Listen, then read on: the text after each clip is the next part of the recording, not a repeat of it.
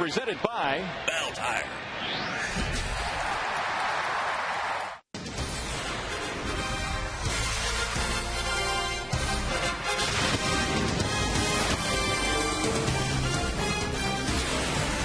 Well, tonight's series opener features two of the top sluggers in the American League since the All-Star break last year. Miguel Cabrera's hit 21 home runs since the break. Meanwhile, the Angels are coming to town, and Kendry Morales is the reigning American League Player of the Week with power to burn. It is an absolutely beautiful night for baseball here in the Motor City. A warm, clear night as we welcome you to Comerica Park in downtown Detroit. Game one in this three-game set featuring the Detroit Tigers and the Los Angeles Angels. Hi again, everyone. Welcome to Tigers Baseball. Mario and Pemba, Ron Allen, glad to have you with us. The start of a three-game series here, and a good start to the homestand for the Tigers, beating Minnesota 2 out of 3. But, Rod, one of the great mysteries of the early part of this season is the struggles of Rick Porcello. He'll get another shot tonight against the Angels, a team he faced just last week. Well, a couple of things regarding Porcello. First and foremost, you're talking about a kid that's never, ever struggled. I'm talking about from Little League to Pony League to high school. Even after he got into professional baseball, this guy has made it look awfully easy. But the last 3 times he's gone out there, the one thing I've noticed is he's leaving way too many pitches up in the strike zone. Gave up 6 earned runs to this Angels team the last time he saw them out west, and that's been his major problem. They feel like, from a mental standpoint and physical standpoint, they've gotten to the issues that Porcello has had.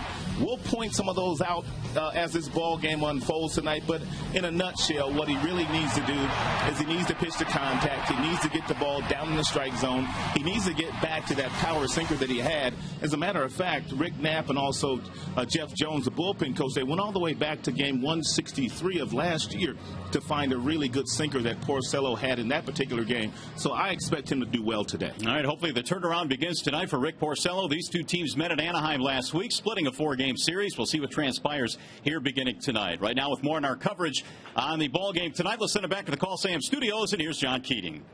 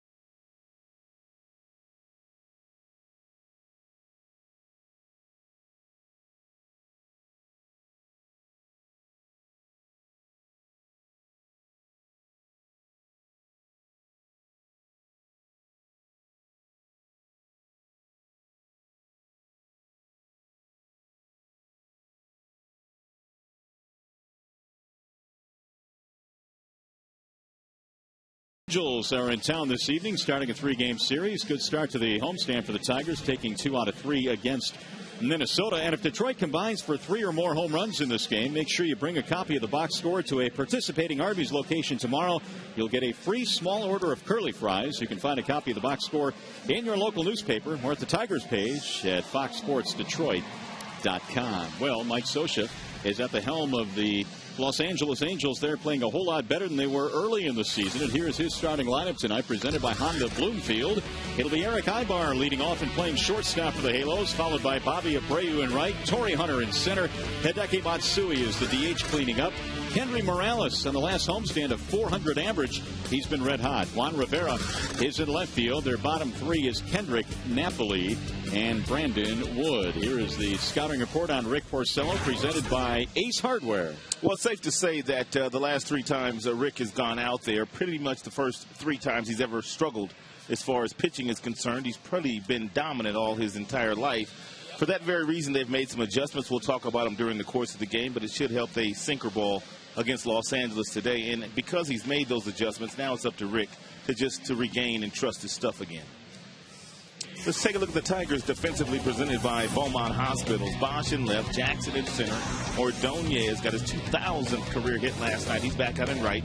Inge, Everett, Sizemore, Cabrera in the infield. G Money behind the dish. And we've told you that Porcello is on the mound.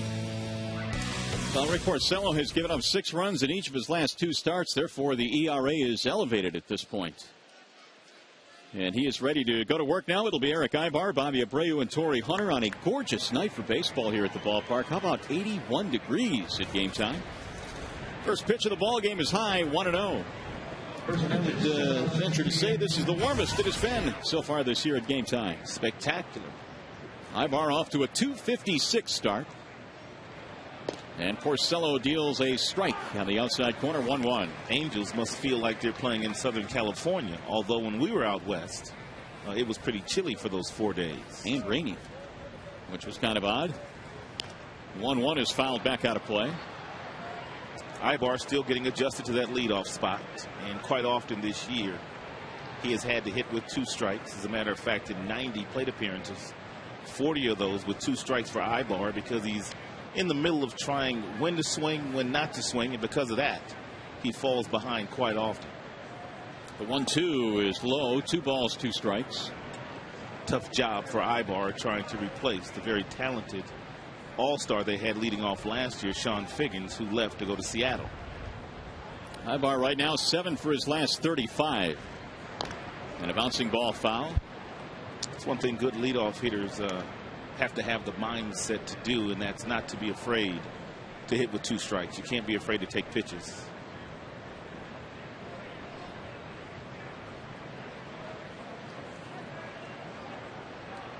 Here is Porcello's 2-2 pitch. Driven to right field. Ordonez on the run. And Ibar is retired, 1 away. So Porcello keeps the leadoff man off the base paths. One of the keys for Porcello is to somehow try to get the sinker ball down. That one stays up probably a little higher than he would like for it to, but he didn't want to run the risk of walking Ibar either. So we'll continue to watch Rick. We'll bring up Bobby Abreu, batting .281 overall this year. He was 5 for 15 in that series against the Tigers back in Anaheim. 4 home runs this year for Abreu, who last season knocked in 103 runs with just 15 homers along the way. Porcello ahead of the count, 0-1. Fastball high and inside, 1 ball and 1 strike. This is an Angels team that typically is very good on the road. In fact, last year they tied the Phillies for the most road wins, 48. And this would be their 2nd road trip of the season. Mike Scioscia bringing his squad through Detroit, Boston, and Seattle. So it's going to be a very rigorous test as you look at the numbers since 04 on the road. Wow. I guess their game translates very well on the road when you have the kind of pressure that they play. Good pitching usually. You can win away from your home ballpark. And Mike Scioscia has led them to a lot of success in his 11 years. Fouled straight back. 2 balls, 2 strikes. The count remains on Bobby Abreu. Scioscia is the first Angels manager to win 900 games. He's at 9-1-2 right now. Of course, he's the longest tenured American League manager. And he's got a lot more length on his current deal, which means that he's going to win a whole lot more games. 3-2 now on Bobby Abreu. 1 out, just underway. Waiting on deck is Torrey Hunter.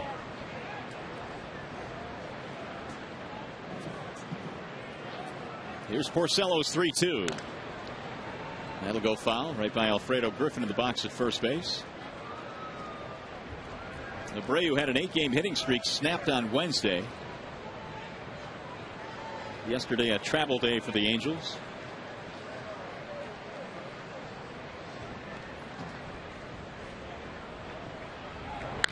Driven to right field, base hit. So Abreu starts a new hitting streak with a 1-out single. First runner against Porcello in this one. Let's take a look at Porcello's delivery here today. And one of the keys for him is once he gets to his balance point, they want him to relax over the rubber a little bit longer than he normally has right here, which allows the arm to get up into a certain slot in a certain window, which allows him to get real good movement with his 2-seam fastball. That's going to be key for Porcello here today. Ball 1 to Torrey Hunter. Well, to be sure, the Tigers want to get Porcello straightened out as quickly as they can. He gave up just 2 runs in 5 innings on opening day here. Had a spectacular spring training as well. Yeah, he was one of the best pitchers in the Grapefruit League. And it led you to believe that Rick would get off to a very quick start and really pick up where he left off last year. Baseball is a very hard game, and Porcello made it look awfully easy last year, winning 14 games and pitching well beyond the tender age of just 20. Well, Jim Leland has said, and Rick Knapp also, that it's big leagues. I mean, this is, as you mentioned, not an easy game, and this is just a typical young player going through a rough patch. Most of them do. I mean, look at what Verlander went through a couple of years ago.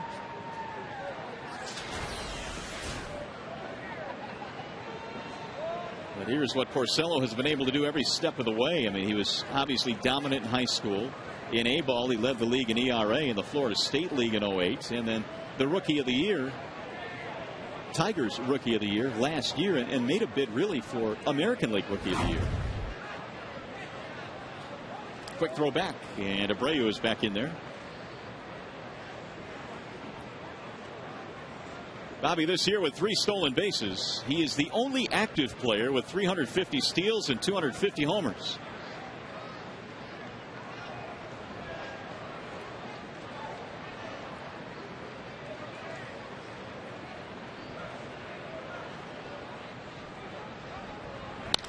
Line drive to right. That's a base hit. That's going to send Abreu to second base and beyond. He's going to try and go to third. Here comes Maglio's throw. It's high. It's not in time as Inge falls on Abreu. And very alertly, Torrey Hunter takes second base, and Abreu may be hurt. He may have gotten spiked there by Inge, who came down on him.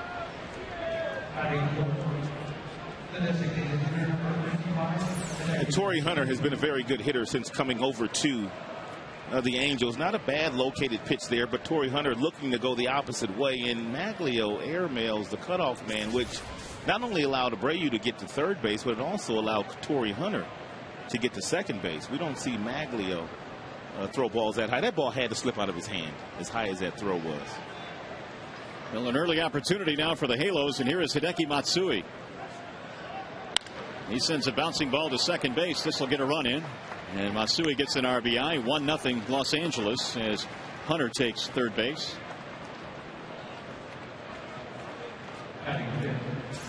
The Angels team, they go first to third about as well as any team in baseball. And it looked like he was trying to deke Maglio by slowing down as he approached second and then turning on the jets. But Maglio is a veteran player. He's not going to be fooled by that ploy by Abreu. The 13th RBI, meanwhile, for Matsui. Good block down there by Gerald Laird with Morales up there. And this guy's been red hot. He's trying to plate Torrey Hunter.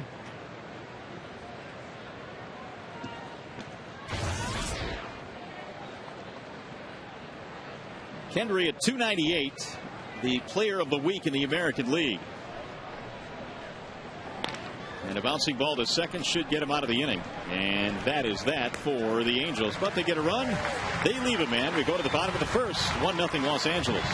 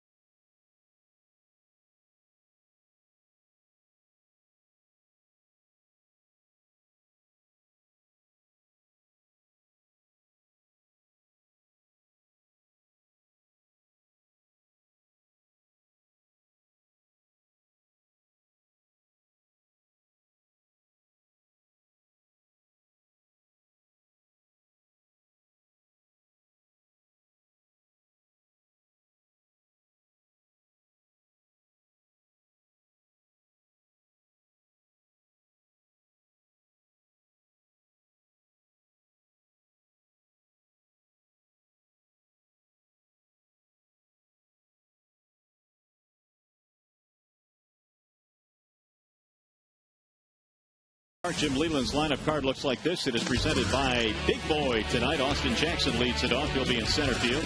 Johnny Damon is batting second, looking for one more run score to get to 1,500, followed by Maglio. Miguel Cabrera is the first baseman. You've got Brennan Bosch in left, Brandon Inge at third. Your bottom three is Laird, Sizemore, and Adam Everett. And we are ready to go to bottom of the first inning as Austin Jackson leads it off. Tigers facing Joel Pinheiro here tonight. And Pinheiro deals a ball high to Jackson. Austin was 4 out of 11 in that series against Minnesota that was just completed, and that bumped his average up to 330. 1-1.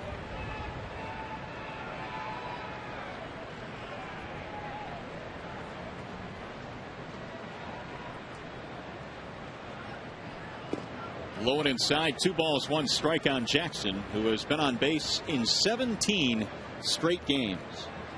And his terrific start continues to impress.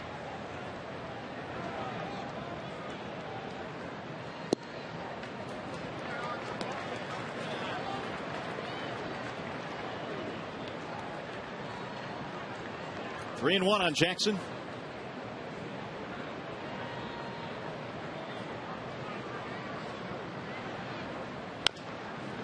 Rolled slowly toward third on the charge is Wood. And he throws it away. Jackson on his way to second base.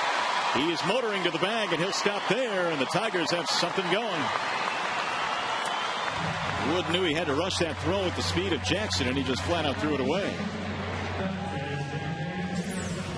The ball was outside to Jackson, which meant he got a head start down toward first base, and Wood throwing from that sidearm angle, and the ball just kind of leaked into the base runner, and Morales wisely did not reach into the bag, the base runner himself, to possibly hurt himself.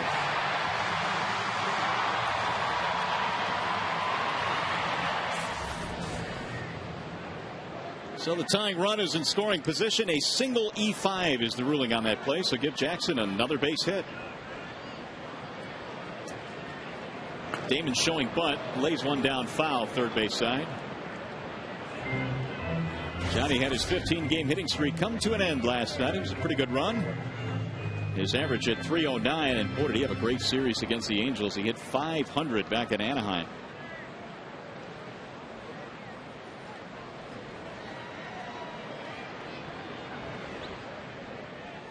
Here's the 0-1. Driven down the right field line. It is hooking, and that ball is a fair ball. Jackson will come around to score. Damon, meanwhile, going for third, and he is in there standing up. It's a triple for Johnny Damon. And two batters into the bottom of the first. We're tied. And just like the Tigers did in last night's game, in the very first inning, it was a single and a stolen base by Jackson and the sacrifice fly by Johnny Damon. Bobby Abreu got a tough break in the outfield on this particular ball. A missile off the gate, and it took a very nice bounce for Damon. As soon as the ball hit the wall, it trickled back down on the warning track, and by the time Abreu was able to run it down, Damon was standing on third base. And now an easy chance for Ordonez to get a run in. First triple of the year for Johnny Damon. Maglio batting .310. 17 RBIs. Among the best in the American League. High fly ball right field. This will be deep enough to get the run in. Abreu is under it. And Damon will score with ease. Sacrifice fly for Maglio Ordonez, and the Tigers take the lead. Well, the Bernstein Advantage brings you the scouting report on Joel Pinheiro. Get the Bernstein Advantage. We go to bat for you. And Tigers saw Pinheiro out west, and he had a very good sinker, a power sinker in that game. Apparently today he does not have that. The balls are up. He's a control freak. The last couple of years, 1 walk per 9 innings, which was the fewest in the American League. And Maglio has really nice numbers against Pinheiro. He's the only Tiger. Oh, that looks like a gap shot off the bat of Cabrera. It is all the way to the wall. Miguel is on his way to second. He is in with yet another double. I was talking to Cabrera yesterday, and I was asking him about his approach here at Comerica Park and why he has so much success. And he says what he tries to do, he looks right center field to left center field, and you can see the location of that pitch down and away indicates a good hitter like Cabrera will take that ball the opposite way, which he does, and he finds the gap. And he's able to get himself a double, which the Tigers have piled up a ton of this year. But Cabrera said left center field to right center field when he's going good. And when he's doing that, he usually has good games here at Comerica Park. So here is Brennan Bosch. And Bosch swings on the first pitch and rolls it to Morales right through his legs. And Bosch is aboard. And a shaky start for the Angels tonight.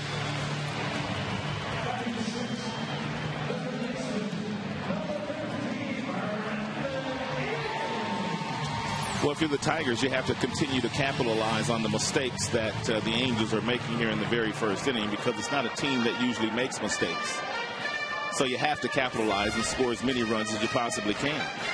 First error of the year for Kendry Morales, and 2 already in this game for the Angels. Tigers ahead 2-1, looking for more. The Angels had committed just 11 errors all season long, the 3rd best total in the American League. Here's Brandon Inge. Fouled away. Tigers got a nice tune-up for Pinheiro in this ball game today. He's a control freak. He throws lots of strikes. And, of course, the Minnesota Twins just left here, and they have a team full of guys that throw lots of strikes. And Lloyd McClendon's approach the last 3 days was to swing early and swing often, but you still have to make sure you get a quality pitch to hit.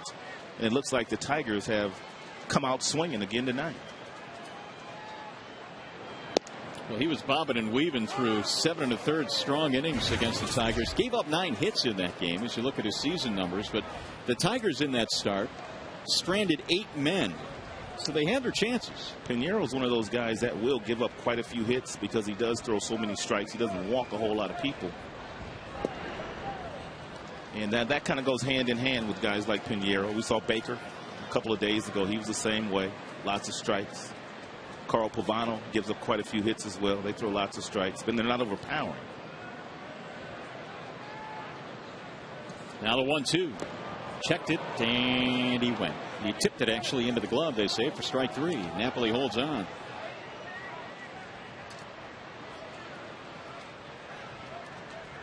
So Inge begrudgingly walks away.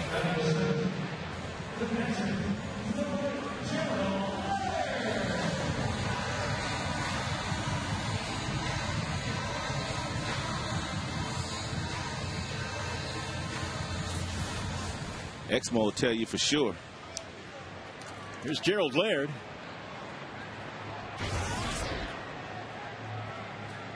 Laird at 163 right now, but he's been on base in 6 straight. He's been drawing some walks.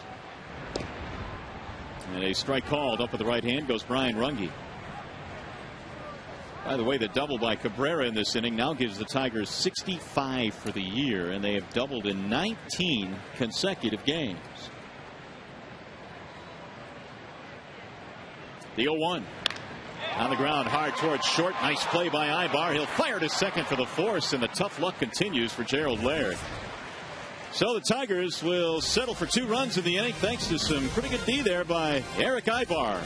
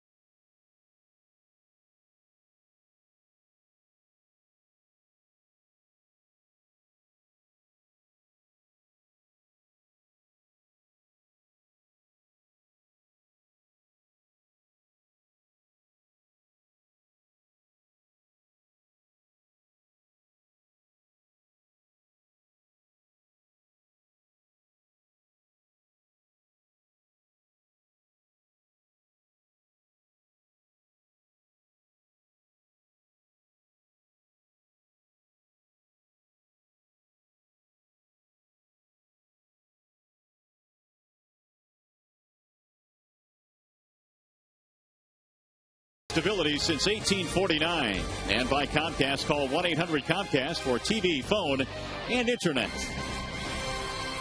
Gorgeous night for a ball game here in the Motor City. 81 degrees our game time temperature tonight, and Angels and Tigers game 1 of this series. Tigers have a 2-1 lead after 1. It'll be Juan Rivera leading it off for the Halos. Rivera, Kendrick, and Napoli facing Rick Porcello. First pitch is a little bit outside and low. 1-0 on Juan Rivera, batting .244. Didn't have a very good series against the Tigers back in Anaheim, just 1 for 10. They were able to handle him pretty well. Wave and a miss, 1-1. Rivera's a guy that can get you about 20 homers a year, 20 plus. He has 3 so far this season.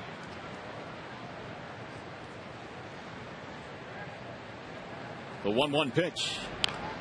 Chopped toward third base. Inge on the charge. Will play to short hop. And Rivera goes down.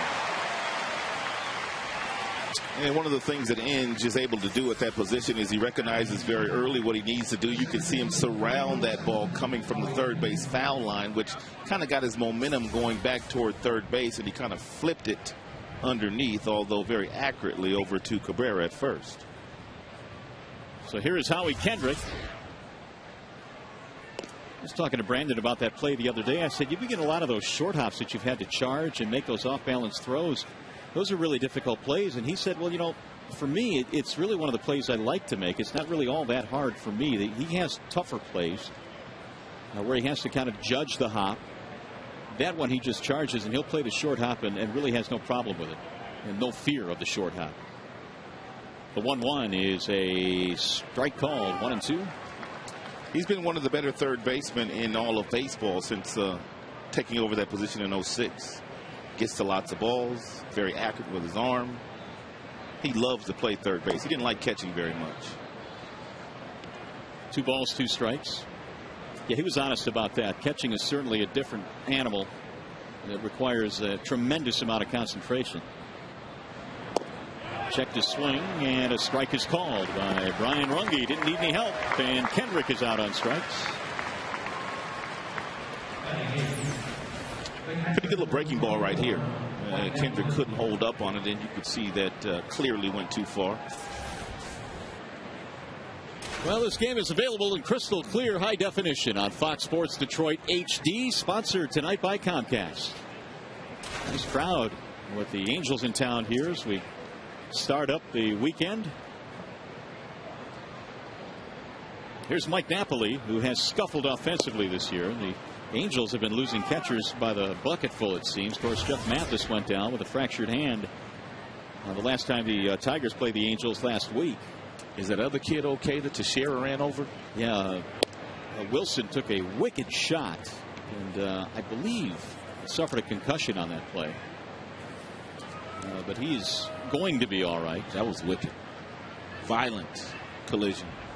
And a left ankle sprain on top of that. Boy, that ball's hit hard, deep into right center field, way back, and that ball is off the wall.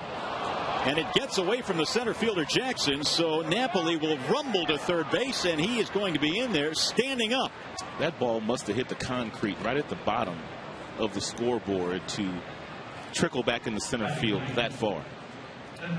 Jackson still kind of learning center field here at Comerica Park, and he's done a very nice job of that. Napoli would not be hitting 100 if he did this more often, if he took the ball the opposite way with that kind of authority. He usually tries to pull the baseball, but let's take a look where this ball hits. Someone hits the wall out there.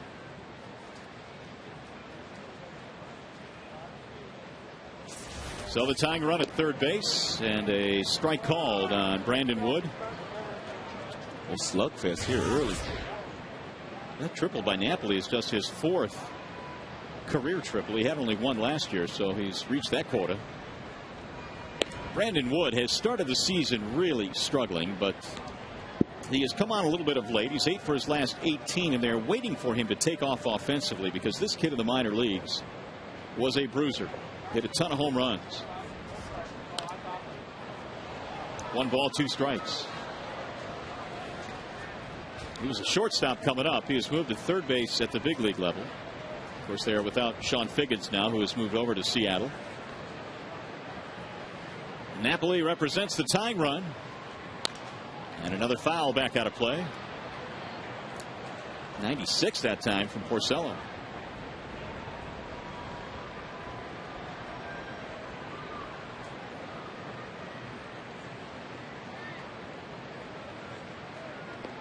Good block by Laird. That'll keep Napoli at third. 2-2. Well, already in this game, the Tigers have a double and a triple, and the Angels have a triple.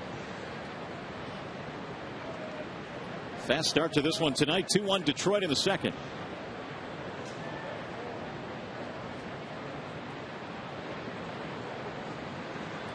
Swing and a miss as Wood goes fishing out of the strike zone, and number 2 in the strikeout column for Rick Porcello. So with Napoli at third, Porcello gets the big strikeout.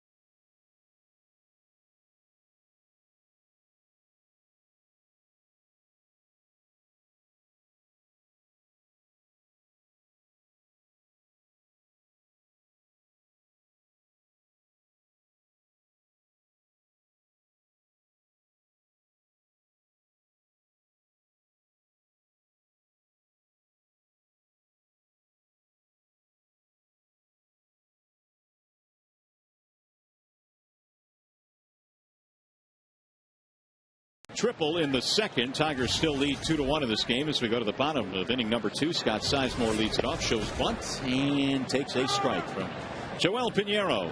It'll be Sizemore, Everett, and then Austin Jackson. 2 runs on 3 hits for Detroit, a run on 3 hits for the Angels. Sizemore takes low, 1 ball, 1 strike. Pinheiro is out of Puerto Rico. As you see Rick Knapp doing some teaching on the bench right now. Rick Porcello listening intently. 2 balls and 1 strike. Pinheiro was part of a dynamite rotation last year with the St. Louis Cardinals. Adam Wainwright, Chris Carpenter, and Pinheiro each won 15 games. 2-2.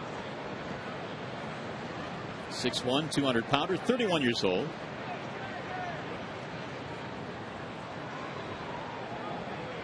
Here's the 2-2 pitch. It's off the inside part of the plate. 3-2. Sizemore 2 out of 6 in that series against the Minnesota Twins, who have since departed. They're in Cleveland tonight.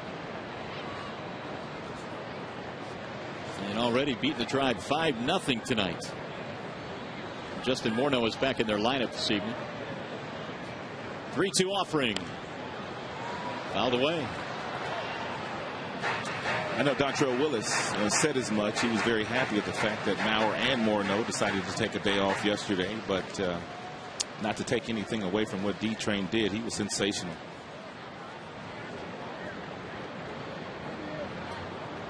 And again the 3-2. Fouled off right off the foot of Adam Everett. Sizemore may not have the beginning or the flash that Austin Jackson has had here in the month of April, but he is slowly feeling his way through the big league scene and is beginning to become more steady defensively at second base. Hitting .259 right now.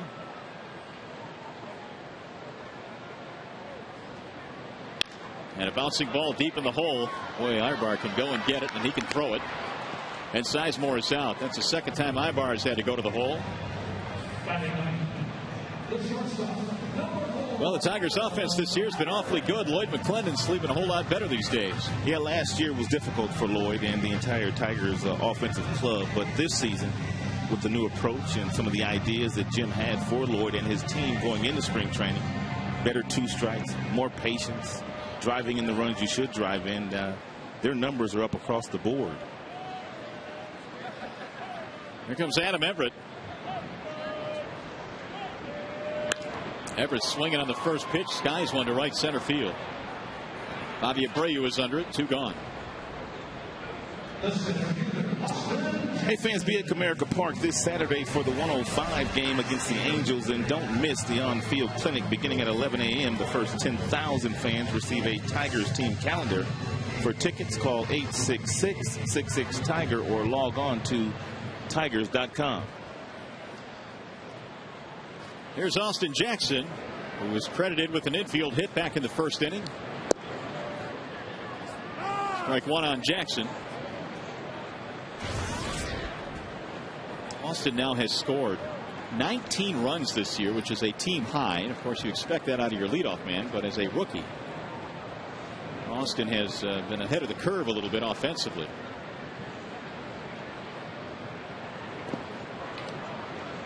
One ball, 1 strike. And had Cano not had a big game yesterday, he wouldn't be leading. Jackson would. Quite a few of those guys off to sizzling starts. Cano as well. Power too. Cano hitting in the middle of that Yankees batting order these days.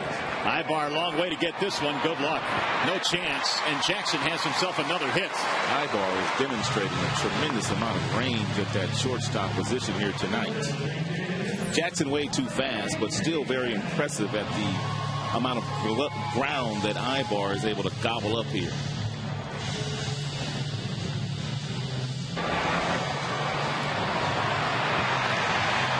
So Jackson, who came in with an on-base percentage of .494, is on base twice already tonight. And he keeps the inning going now for Johnny Damon. Johnny tripled in a run in the first inning. Tigers fell behind 1-0 and then scored 2. Pinheiro does not have a great move over to first base, but he's awfully difficult to run on. Very quick at getting the ball out of his hand into the glove of the catcher, Napoli.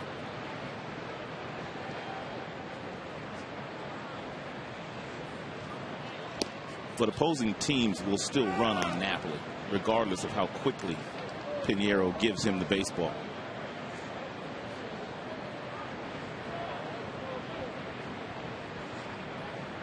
There is the percentage for Mike Napoli, just 14% in the early going. Damon hits it on the ground at third, and Brandon Wood gobbles it up to retire the side. Tigers get a 2-out hit and leave a man. Let's go to the third.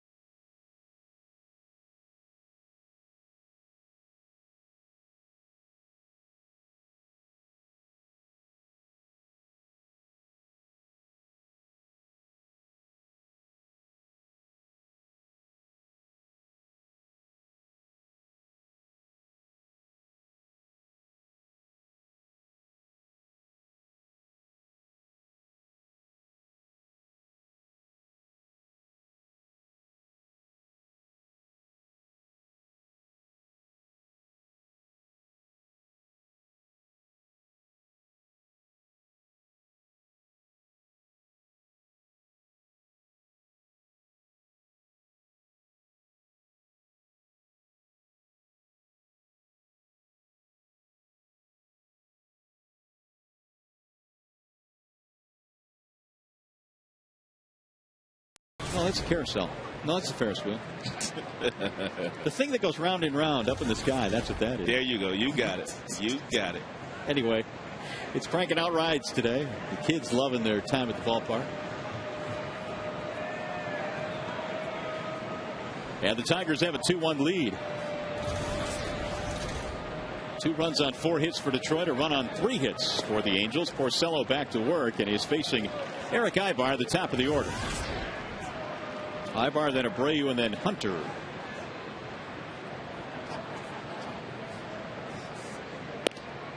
Ball high on Ibar. I'm talking about Ibar trying to adjust to hitting with 2 strikes in the count. He's reached base just 8 times this year with 2 strikes in the count. That has been one of the big adjustments for him. And I guess Bobby Abreu the other day was telling him, the one thing I've noticed about your swing is you're not aggressive with it. You're trying to slap at the baseball, and don't change that just because you're hitting leadoff. Be aggressive, attack the ball. He took his advice too. He hit a home run. The first at bat after getting that, having that conversation with Bobby Abreu. Well, I guess that would be a normal response. I mean, you're trying to get on base, you're trying to be the table setter, and you change your style a little bit, but it wasn't working out. It's pulled foul. That's why so many managers, especially with a young kid, they will tell you, don't change what you've been doing, knowing that subconsciously that player is going to try to get better to be the leadoff hitter that he is now. But managers will tell you, because Socha knows that the youngster's got a lot on his plate. Really a lot to think about when you're taking pitches for the middle of the order. The 2-2. Right back up the middle. Everett ranging a long way, spinning, and safe at first base. Boy, Cabrera almost got his hand stepped on. Infield hit for the speedy Ibar. Once Cabrera left his feet, it was dangerous. Well, Adam Everett has a lot of range at the position too, and does a pirouette and fires a strike over to Cabby. And boy, Cabby needs to be careful putting that hand down over there in the baseline.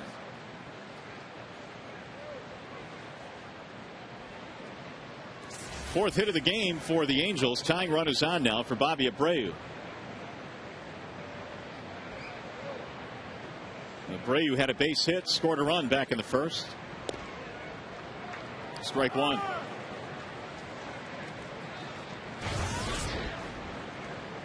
.289 average now for Abreu with 13 RBIs. The Angels locked him up for 2 more years this past offseason, plus a club option for 2012. And based on his year last year, he certainly earned it. He didn't hesitate in signing that new deal they offered him. Bobby Abreu was one of those free agents that were kind of frozen out before the 2009 season. The Angels finally signed him to a contract well below the market value for a guy like Abreu, but that was just the economics of the game, and he went on to have such a positive impact on the entire roster that when it came time to sign him as a free agent, they didn't hesitate in bringing him back. He has been one of the best players in all of baseball the last 12 years, but you really wouldn't know it unless you really followed the game closely. Lots of stolen bases, hitting .300. He steals bases. 30-30 member a couple times. He's just had a spectacular career. Well, here's the question: why? I mean, he's played on the East Coast in New York. He's only made 2 All-Star teams. Some big markets. He's played in Philly all those years. I mean, it's not like he's been buried on the West Coast his entire career. It's kind of odd. 7 consecutive seasons with 100 or more RBIs. Look at the stolen bases.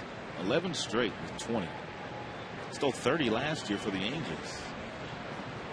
And it's not just that, it's the positive influence that he has on the entire offensive team as far as the plate presence is concerned. Runner goes, and it's rolled through the hole on the right side of the infield. Ibar stopped at second, but he'll get to third. Meanwhile, Abreu is going to get to second base. The thing barely got to the outfield grass, and by the time Maglio got there, Abreu moved up. How about that? Nothing really Porcello can do about this. He makes the pitch that he wants to make here. He gets the ground ball, but you can see Sizemore start to vacate his position because of Ibar running, and the ball just trickles through. And by the time Maglio gets in there to pick it up, Abreu has himself a double.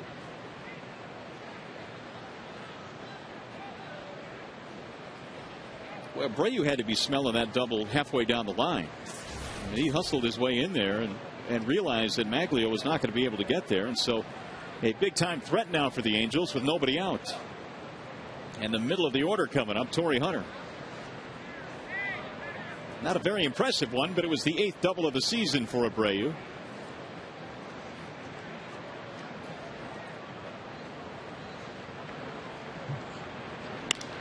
High fly ball left field and hit well way back. Bosch going to the wall, and he's going to watch this one fly. It's gone. A 3-run homer for Torrey Hunter, and the Angels have taken the lead. And the struggles continue for Rick Porcello, who has given up a single, double, and a homer in this inning. Torrey Hunter has probably been their hottest and most consistent hitter this year. When the Tigers had a chance to watch Hunter when he was playing in Minnesota, he was an outstanding player. There's no debate about that. 9 gold gloves, but he gets himself a hanging breaking ball, and it appeared that he might have been sitting on it. And even in Exmo, it's still a hanging breaking ball, courtesy of Lincoln Mercury. 393 feet on that home run. Bosch can only watch it sail beyond the bullpen. Most guys on the first pitch are not usually looking for breaking balls, so Hunter must have gone up there with an idea that with runners on second and third and nobody out, and that Porcello would try to get over a breaking ball, and he was waiting for it. Matsui had to skip out of the way of a pitch inside. 2 balls, no strikes. It's not a bad pitch. You don't want guys to be too comfortable against you. Porcello is known as a strike thrower, does not pitch all that aggressively inside. And when teams are having success against you, as the Angels did the last time they saw Porcello, 6 earned runs, they're a little comfortable against him right now. Well, the numbers indicate that. 4 runs on 6 hits, albeit an infield hit by Ibar in this inning, and a double that barely got to the outfield grass. But the 3-run homer, nothing cheap about that. Quick chat from Rick Knapp, and now a 2-0 count on Hideki Matsui, who knocked in a run with a ground ball back in the first. Hunter's home run is third of the year.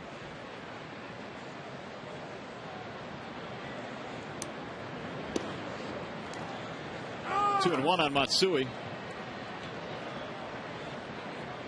A little bit of a slump by his standards now. 1 for his last 14. That sinks low and in. 3 and 1.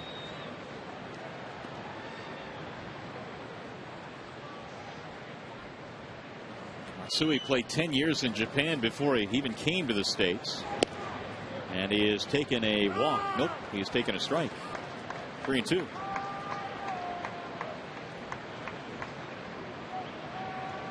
Ryan Rugge's given Tim McClellan to run for his money.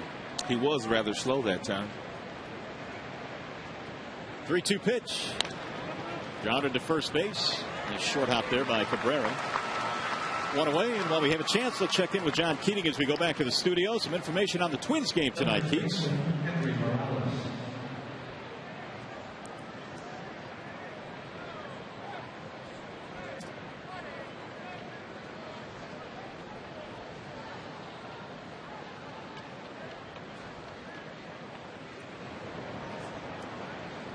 Likewise, Keats, glad to have you back. And Justin Morneau didn't waste any time, did he?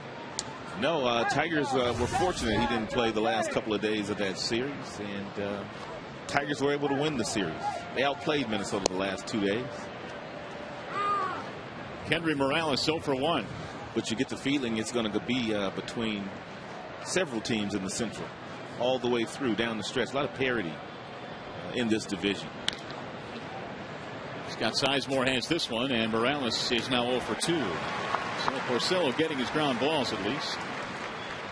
Obviously, Minnesota has played very well. The Tigers have held their own. Cleveland probably doing better than most people thought, but the shocker there is the White Sox and where they're at, and they've got some issues. They've been struggling offensively. Their starting pitching hasn't been all that good, and they're battling a few injuries as well. Would you say they're the biggest surprise in the Central by their lack of success? Yes, I would say so. Jake Peavy's struggling too. Yeah, that's surprising. The way he looked against the Tigers in September last year, I thought he'd be a 20-game winner. He still might. I mean, Peavy's a battler. And that White Sox team, before it's all said and done, will be much better. Here's Juan Rivera. Roll to third base. Easy hop for Brandon Inge. And that is that. So 3 ground ball outs, not before the 3-run homer by Hunter.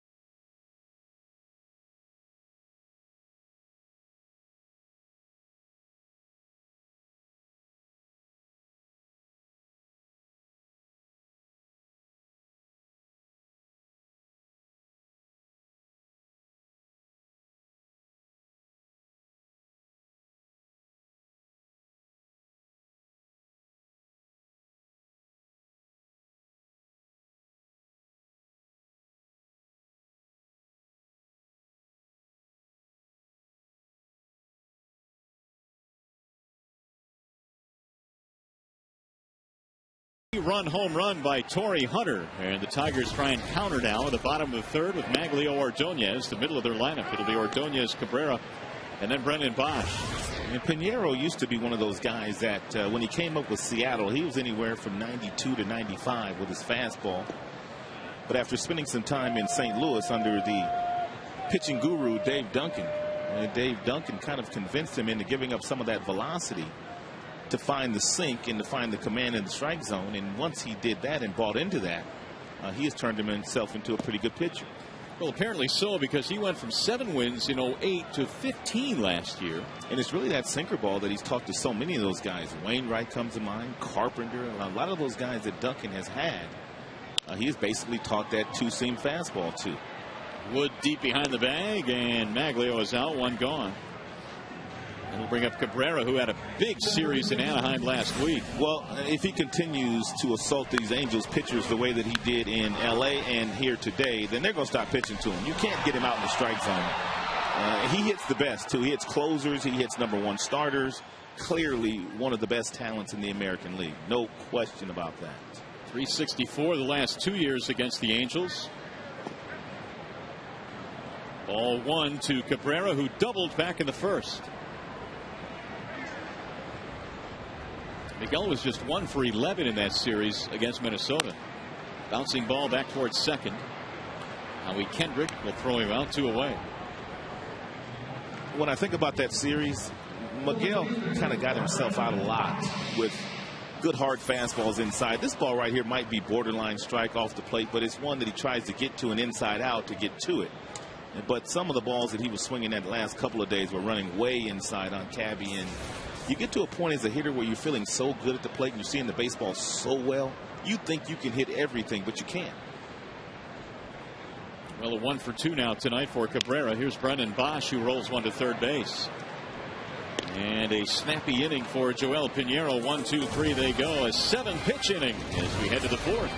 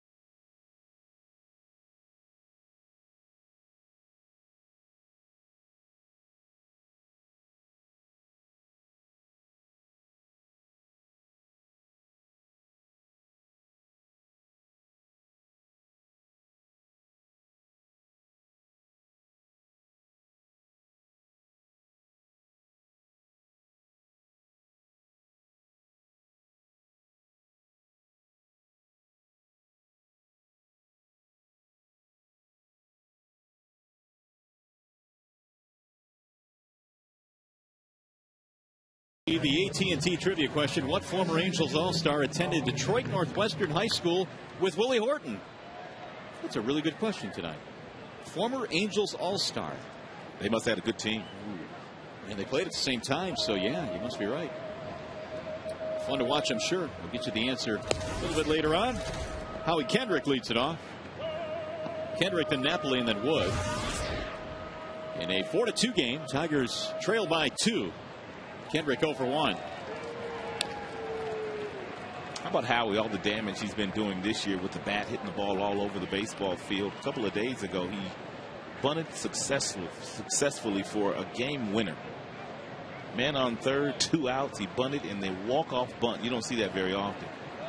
1-1 is lined right at Brandon Inge for the out. Oh, going to see. I can't remember the last time I've actually seen that, where a guy bunted for the game winner in a walk-off fashion. Only in a squeeze situation, but it wasn't a squeeze. He was kind of doing it on his own. Mike Scioscia had been actually kicked out of that game, and Ron Renneke had taken over and said, hey, if they're playing you back, take a look at it at least. It's an option. You hear me talk about it all the time. I'm a huge fan of taking a bunt. When a guy's giving you a base hit, I am a huge fan of that. Here's Mike Napoli. 3-base hit off the right field wall his first time up. Napoli batting just 175 has seen a lot of extended activity recently with the injuries they've had to their catching core. Napoli, of course, was locked in a battle with Jeff Mathis the last couple of years. They were splitting time.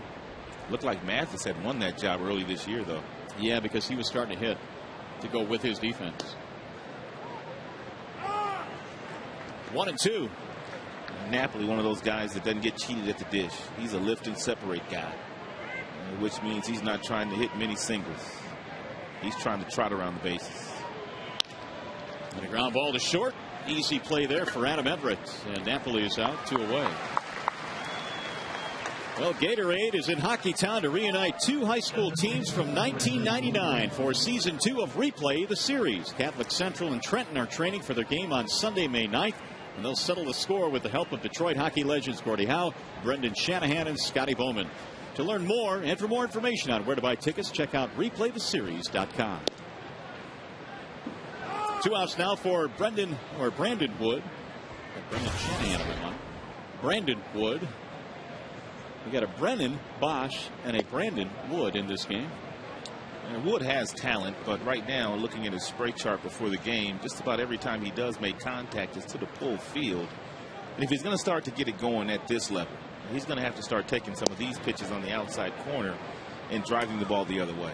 I mean, he's got some talent, he's got some bat speed, but if you're as pull happy as he is, and this is the chart I was looking at earlier, just 1 base hit the opposite way. 2 balls, 2 strikes. Opposing teams pick up on that, and of course you've got advanced scouts also that kind of give you the scouting report, and they don't usually give them a whole lot to hit. Well, that's because in the minor leagues he did some serious damage. Was an all-star last year in the Pacific Coast League. Quite a high school player as well, as you might expect. In fact, he committed to play at Texas before signing with the Angels. Porcello in search of a 1-2-3 inning. He's retired 5 straight since the home run by Hunter. That's got to have the Angels kind of scratching their head with, some of the numbers you talked about as far as what he's been able to do in the minor leagues, and in the couple of stints he's had in the big leagues, he just has not been able to make those adjustments. But the Angels continue to give him opportunities. Well, the question is how long the opportunity will last. And obviously they still believe. I mean, this is a kid that hit 43 home runs, albeit at A-ball a few years back. But still, I mean, that's pretty tough. There will come a time where if he continues to struggle, they'll have to make some adjustments and possibly either make a deal or bring up another third baseman. Popped up foul back out of play. Because this is the big leagues, and you have to produce to stay in the big leagues. 2-2 on Wood. Especially playing for the Angels. I mean, all they do is win division titles. Yeah, not much room for failure. The 2-2 is scooped up by Laird, 3-2. Porcello gave up a run in the first, then a 3-run homer to Hunter in the third. Rick trying to pitch out of the fourth here.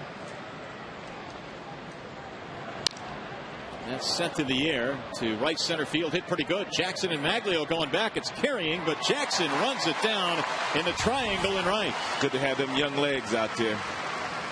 It is indeed a 1-2-3 inning for Rick Porcello with some help from the rookie.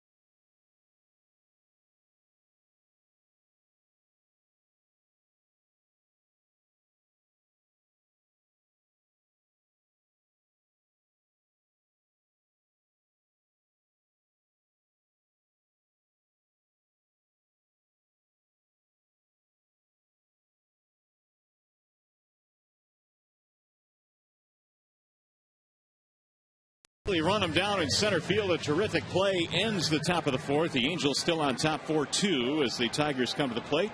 Must be hot down there. Look at the sweat coming off that ball here. It's 80 degrees. Got no hair to pad it, to soak it up.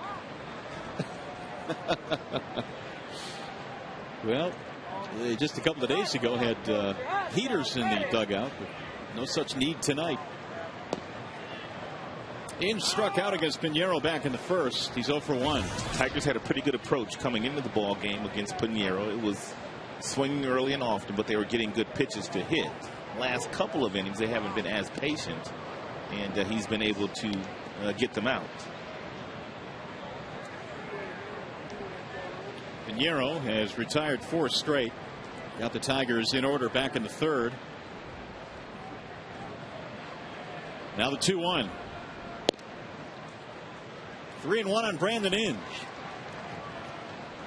This has got to be one of those nights where Brandon's knees feel pretty good. He said the warmer it's going to get, the better or easier it is going to be for me to loosen up before a game. 3-1 pitch. That's not going to help. You foul that one off. 3-2. That's got to hurt. And Brandon was trying to play long ball there on the 3-1 pitch, which is what a lot of guys will do. But you could tell he knew he was going to get a fastball, and you could see everything just kind of pull off that ball. Full count.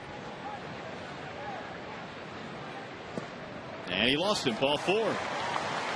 Leadoff man out. First walk of the game for Pinheiro, who doesn't walk too many. The AT&T trivia question again this evening was, you're looking at the statue of Willie Horton. The question is, what former Angels All-Star attended Detroit Northwestern High School with the great Willie Horton? And if you guessed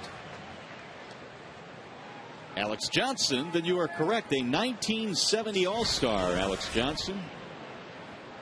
13 seasons, 288 career average. Of course, the numbers on Willie, 325 home runs. And a 4-time All-Star. That must have been a loaded team. Even if you had nobody else offensively on that team, that's a pretty good duo. No doubt. For a high school team, no question about that. Here's Gerald Laird. Laird's one of those guys we were talking about earlier when the third baseman's playing as deep right now as Wood is playing.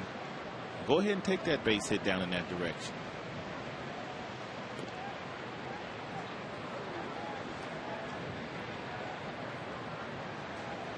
You know who else went to Northwestern High School? Who? Ray Parker Jr.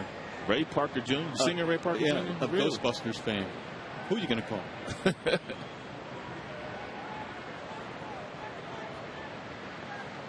Here's the 1-0, and it's driven high in the air.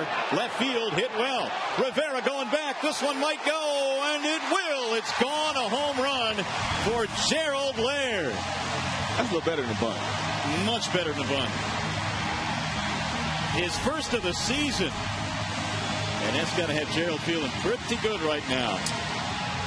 Laird still trying to get over the Mendoza line, which would be the 200 point as far as the batting average is concerned, but he gets himself, it didn't look like a fastball, it looked like a BP fastball, forkball, something stayed up, and it allowed Laird to get out and to get out in front of it. And when you make contact out in front as he did there, usually good things happen. 402 feet on that home run by Laird. And the warm weather has the bats booming tonight. And balls flying too. 11 hits combined for both sides. That's drilled deep left field. That one is way back, and that one is gone back to back. Scott Sizemore with his first major league home run.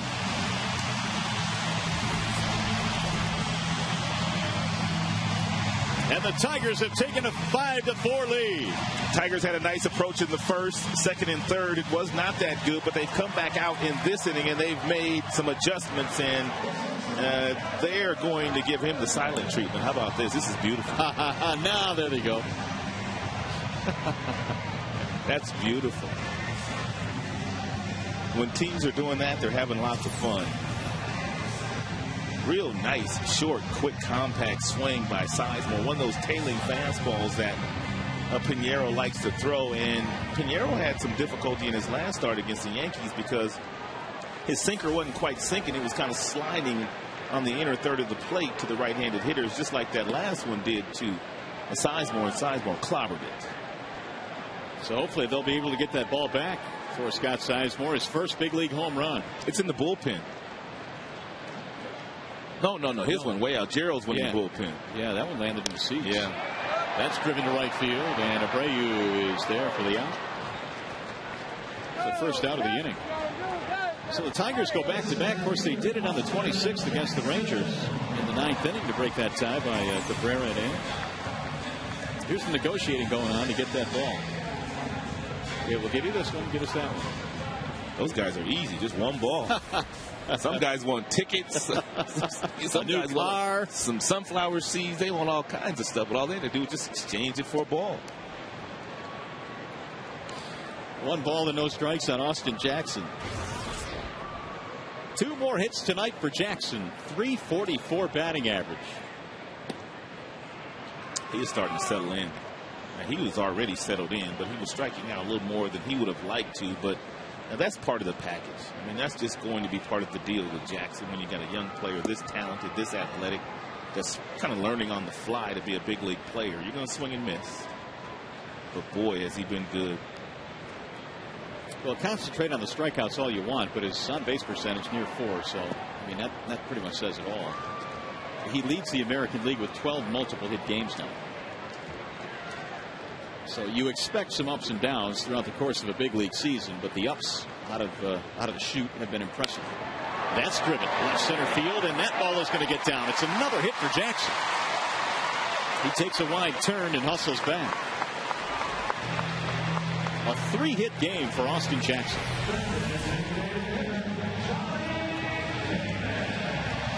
Well, you're seeing some of the best starts for rookies in April. Ever?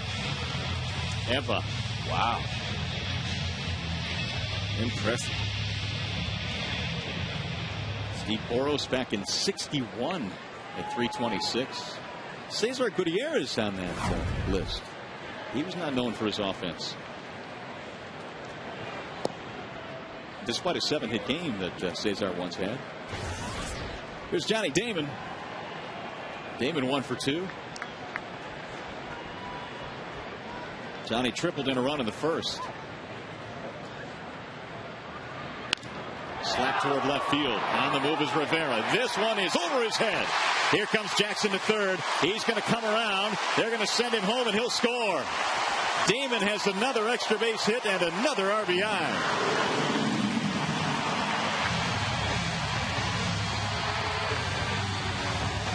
I noticed out west the Angels were playing Johnny Damon rather shallow in left field, especially when there was runners in scoring position, and Rivera gets burned here. He was playing real shallow, trying to throw Jackson out if there was a base hit in that direction, and there's no shot. And once Jackson turns on the Jets, it's over.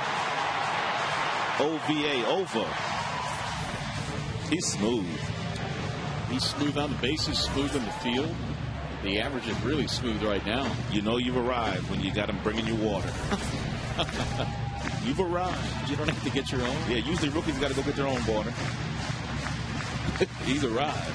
Yeah, with good reason. Steve Carter, kind enough to give the rookie some water. And he's doing more sweating. He's tired, too. He's a young boy, though. Here's Ordonez. Magalio takes the ball inside. Might as well get this run in. Ordonez has an RBI with a sacrifice fly. Has driven in 18 this season.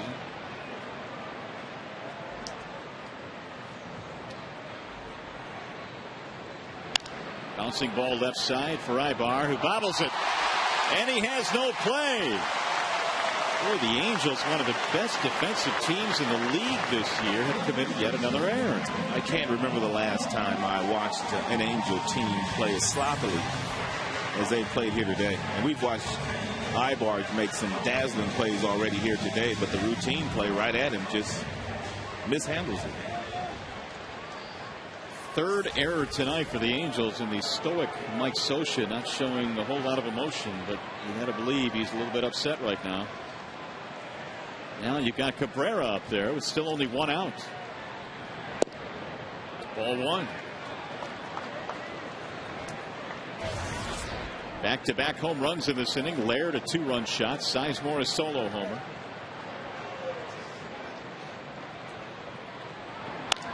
There's a base hit to right. Runner had to hold up. That was Damon to make sure it got through, and the bases are loaded. And the Angel bullpen is working feverishly now.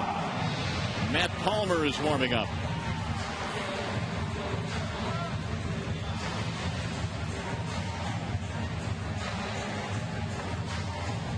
Still no visit to the mound with the bases loaded. Brennan Bosch will come standing in, and Bosch is the 9th man to bat in this inning. Is he swinging at the first pitch here? Well, let's find out. He loves to do it, doesn't he? If it's a fastball, he just might. Yeah, he's done it on both of his plate appearances here so far today. And he does it again.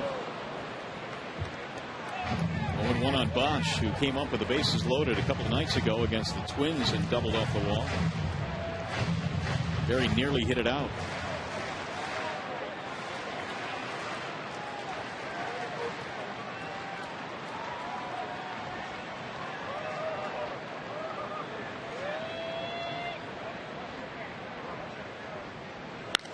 Driven to the gap in left center field. Way back. This ball is up, and that ball is gone. It's a grand slam home run for Brennan Bosch. Woo-hoo-wee. Look at the rookies. Sizemore, Jackson, and now Bosch in this inning. A grand slam home run. They can't give him the silent treatment. Not on the grand salami. You got to give him his props.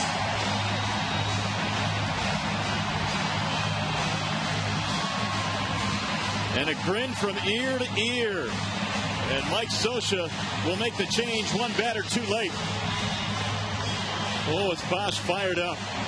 He nearly hit one against the Twins. He got one this time. You love that emotion, and you know he didn't feel himself running around the bases there. An opposite field grand slam chases Joel Pinheiro. He gives up 3 homers in the inning. This was the biggest. Wallside Windows pitching change. We'll be back. Woohoo!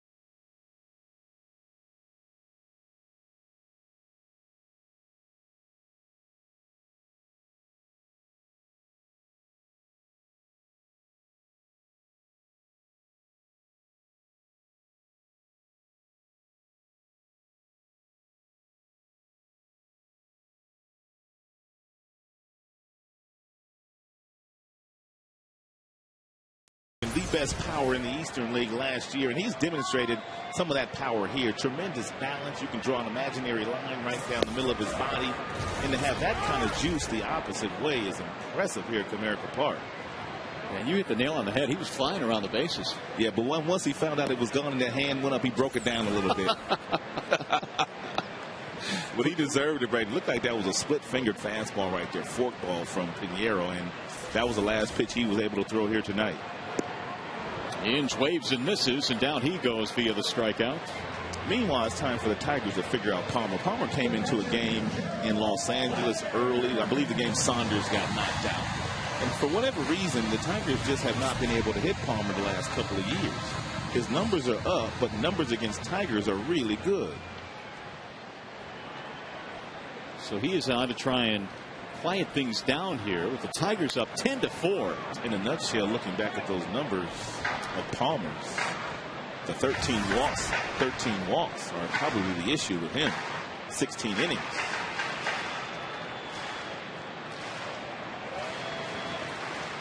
Gerald Laird started the party with a 2-run homer, and he'll bounce one to second base. And Kendrick will take care of that to retire the side. Tigers go deep 3 times in the inning. They muscle up. Laird started things off. Sizemore followed, and then Bosch put the capper on it.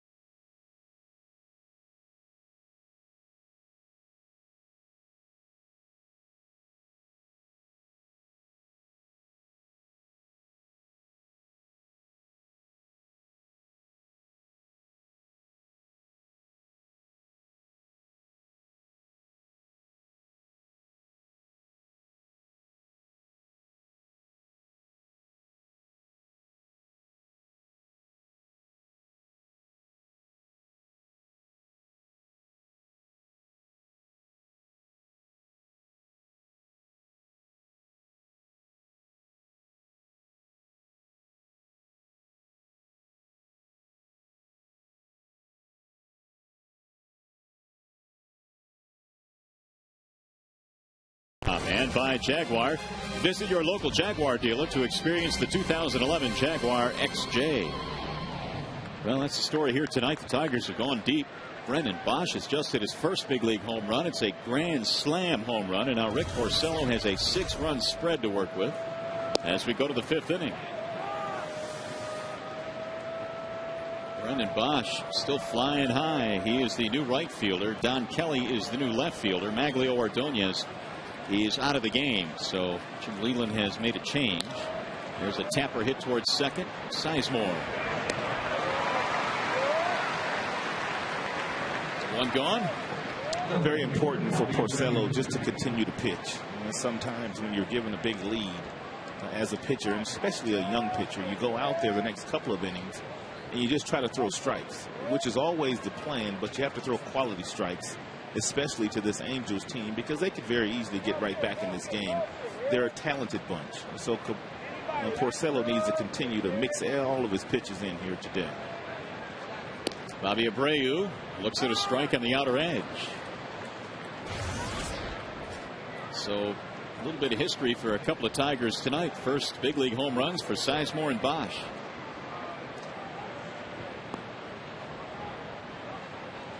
One ball, 1 strike on Abreu. He's had a big night already. Single double, 2-run score. Bobby this year has hit .358 against right-handed pitching, or at least he was coming in. That'll go up now with 2 more hits. And Porcello hits the outside corner with a strike. 1-2. Tigers have 10 runs on 10 hits, leaving Mike Socha to sit and wonder what just happened. An 8-run 4th inning for Detroit. And that one just missed. It's almost like the game the Tigers played a couple of days ago against the Twins when Denard Span appeared to catch that ball but was not given the out by Paul Emmel, who was umpiring third base that evening, and the Tigers went on to score a bunch of runs after that. Right at Sizemore again. 2 gone. You must take advantage of the other team's miscues. Hey fans, spend Sunday at Comerica Park when the Tigers face the Angels at 105. All kids 14 and under receive a Maglio Ordonez poster. For tickets, call 866-66-TIGER or log on to tigers.com. Here's Torrey Hunter with 2 outs. Meanwhile, Porcello now has retired 8 straight Angels, and he continues to get a ton of ground balls. 1-1.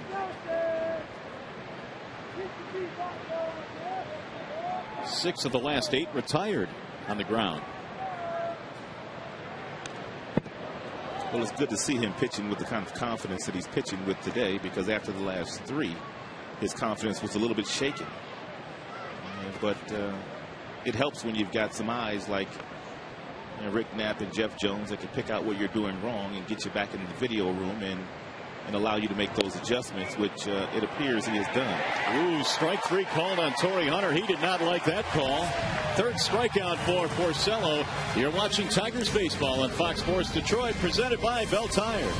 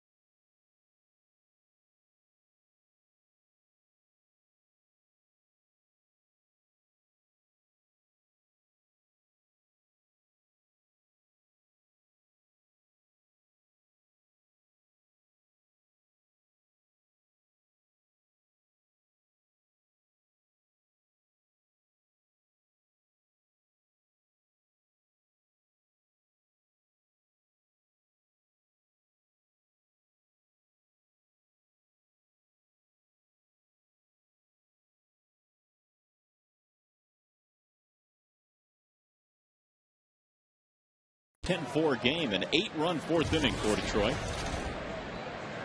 Scott Sizemore leads it off. He belted his first big league homer as part of that 8-run 4th. Sizemore, then Everett, and then Jackson. Lifted in the air to center field. Hit pretty good, but Torrey Hunter is there. 1 out. That'll bring up Adam Everett.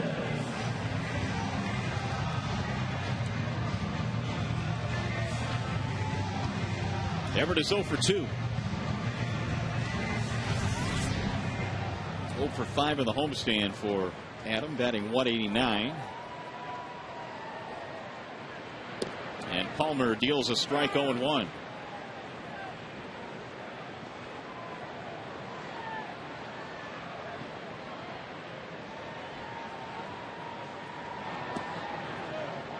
There's another strike called, 0-2. Of course, Palmer and Ron was touching on the fact that they've not been able to hit him. The Tigers, that is. Made his big league debut against Detroit. And has rolled toward third base and picked up a win in his major league debut. Palmer really did well in a fill-in spot in their rotation last year. He ended up with 11 wins. Well, the Angels started the season last year without John Lackey, their #1 starter, and Irvin Santana. And wherever you want to slot him, but both were on the disabled list. But they had some guys fill in and do a very nice job until they got their reinforcements back. 1-2 on Adam, who was the only Tiger that did not score in that 4th inning. First 8 guys did. Ground ball to short. Ibar has another opportunity. Of course, that's been a big part of the scene here tonight. 3 errors by the Angels, and you don't normally see that. Ibar committing one. 3/4 of their infield has committed an error. Morales and Wood on the corners have also committed one. Now Austin Jackson, who already is batting for the 4th time, and we're only in the 5th inning. 3 hits for Austin. This is where you have to continue to concentrate and continue to have good plate appearances. You don't want to give away at bats at all. Even though you have 3 hits, get that 4th one. Guess what? There it is. The other way into right field. 4 singles for Austin Jackson. He's sweet. I mean, we were talking about some of the young players that struggle with the batting average. And the reason why they struggle is because they don't use the entire baseball field. But Austin Jackson can take that inside fastball and fight it off the other way to the tune of a boatload of hits. The other way, he'll go that way. He'll go up the middle quite often, too. And if you try to sneak one by him inside, he'll pull the baseball. So he has learned the art very early on of going the opposite way. It's his first career 4-hit game. Johnny Damon has a double and a triple and 2 RBIs.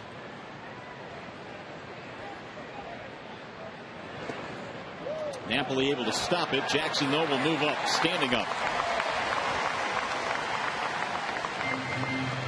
Wild pitch. Did not know whether Jackson was going to get to second or not. As soon as this ball goes down, you got to be gone now. But he hesitated before taking off, but still able to make it without a throw.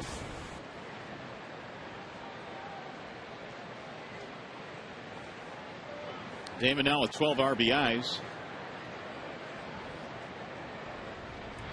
We're talking about Jackson's on base percentage, almost 400. Damon's is over 400. 412 coming in. So the top 2 in the lineup doing exactly what the Tigers hoped that they would. And boy, the addition of Johnny Damon has just really solidified that top part. 1,501 runs for Johnny Damon with his 2 tonight. So he reaches that plateau we talked about earlier. Outside, 3-1.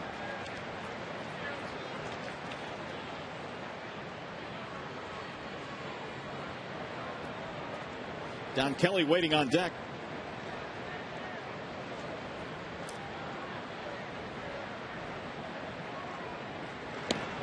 And there is a strike call by Brian Runge. 3-2.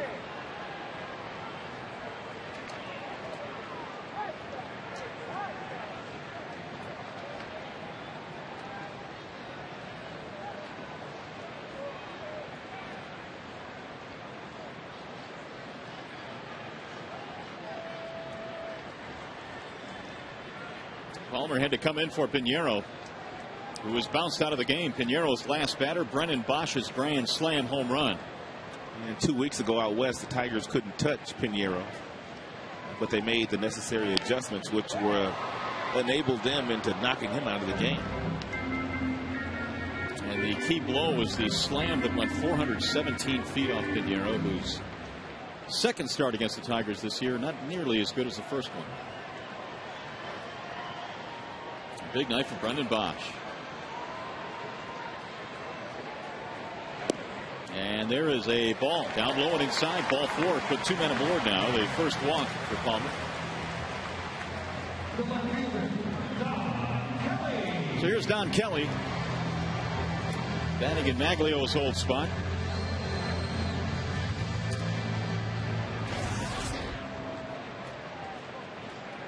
Kelly at 238 hit his first big league home run against the Angels back in Anaheim.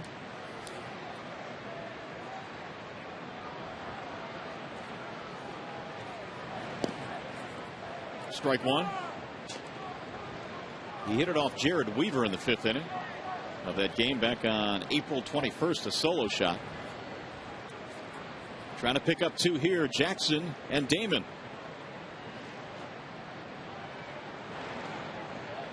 1-1.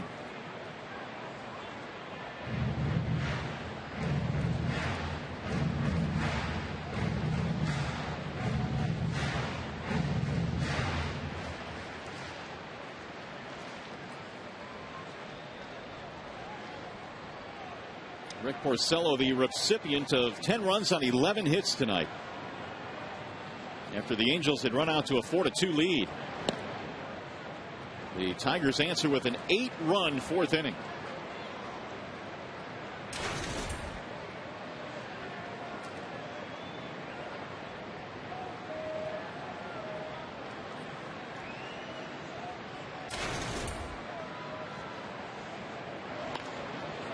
Whistle foul, back out of play. 2 balls, 2 strikes. John Kelly coming in tonight, replacing Ordonez in the lineup. Maglio in recent days had a little bit of soreness in his side. He was able to play through it, and perhaps Jim Leland now in a 10-4 game wanting to give Kelly some time and give Maglio the rest of the night off. Well, Maglio hit that ball to shortstop, the one that Ibar booted.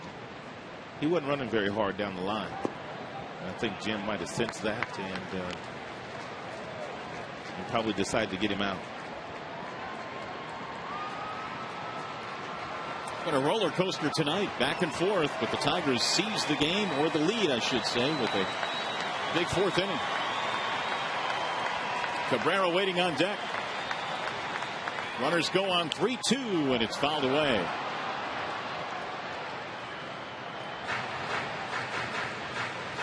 Tigers really have 2 players on their roster that can play multiple positions, whether it's infield or outfield, and that, of course, is Kelly and Rayburn. We've seen Ryan play some second base, some third base, and the outfield. Kelly has played some third and the outfield.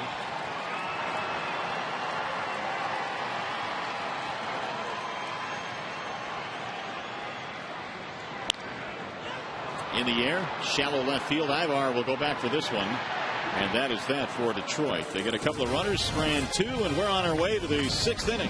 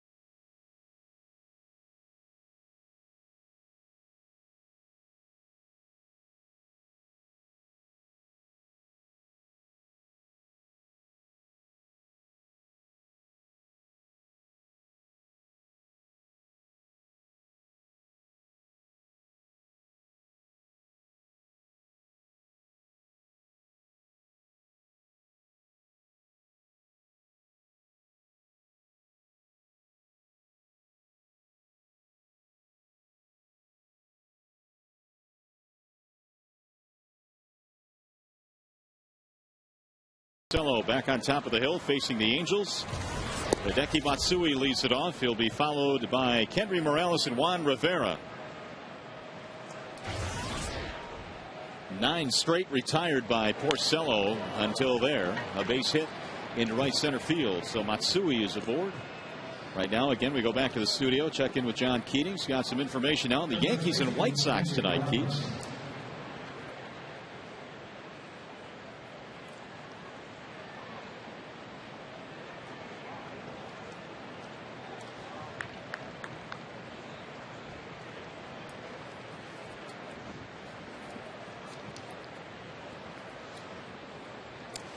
All right, John, thanks very much. Well, Konerko's just going off, isn't he? I think he's got like 10, 11 bombs. 11 now.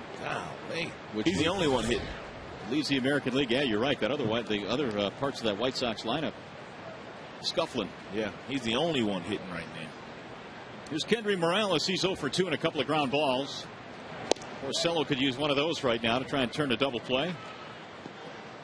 That's one of the things that impressed us about Porcello last year, where a lot of young pitchers, when they're pitching in traffic, runners on base, they tend to try to throw harder, but he had the uncanny ability of taking a little bit off, which always gave him good sink in the strike zone, and he would always get that ground ball double play. Yeah, they come in handy. He looks good today. He really does. I mean, he's getting to that nice balanced spot, which is giving him some nice downward movement. That's the sinker he's been missing lately. And if he continues to stay down there, then he's going to turn this entire season around, despite what he's done here in the month of April. Good movement again with the two-seam fastball.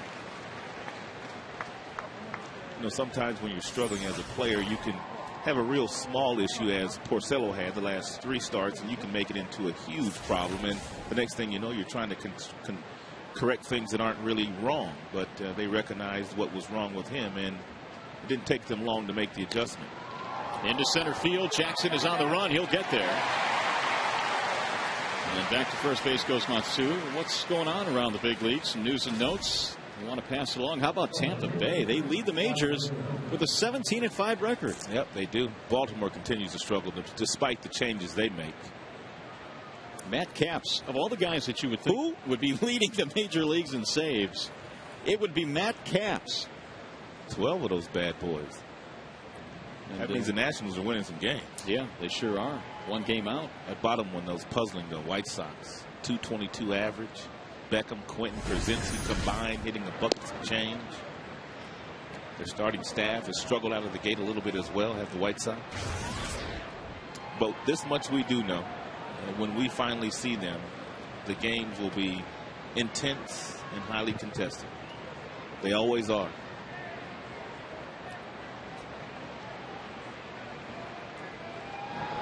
Well, remember the Orioles back in '88? I mean, this is not nearly as bad as it was, but that Orioles of '88 team started 0-22 before they got a win, and it's kind of amazing. I mean, the really bad start that they've gotten off to, because that is certainly not a team devoid of talent. They've got some good young pitching and some good young players. Yep, they do.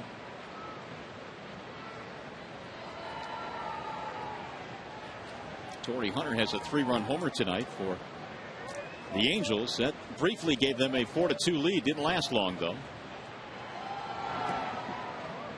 On the backhand, Laird scoops that one up, and it's now 3-0 on Juan Rivera.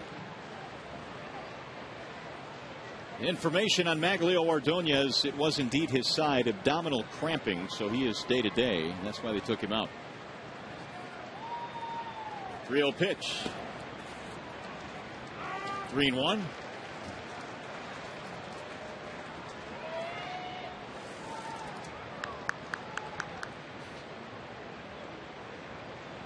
Howie Kendrick in the on-deck circle. Rolled foul. 3-2 on Juan Rivera, the former New York Yankees prospect. Rivera's had his best seasons with the Angels.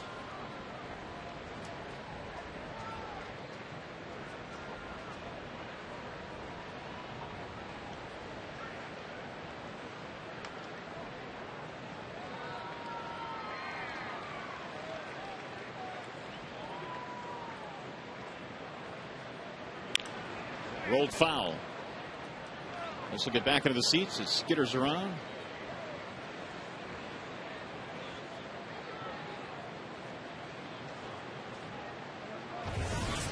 So Porcello here in the 6th inning has now passed the 100 plateau. 101.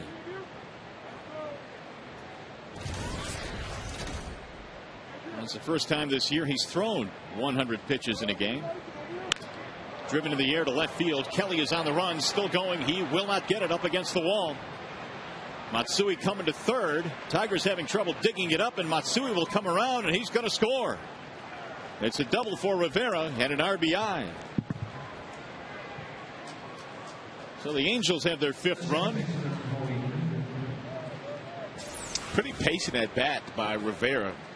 And saw several pitches, and finally getting the two-seam fastball right around of the belt buckle, and he hit a seed. And the Matsui, he wasn't sure whether Dino Ebel was going to send him home, and he just a chugging, and Dino Ebel gave him a go-ahead, and he was able to score without a play. So that's going to be it for Porcello. And the Tigers make another pitching change. Here comes Ryan Perry, and we'll be back.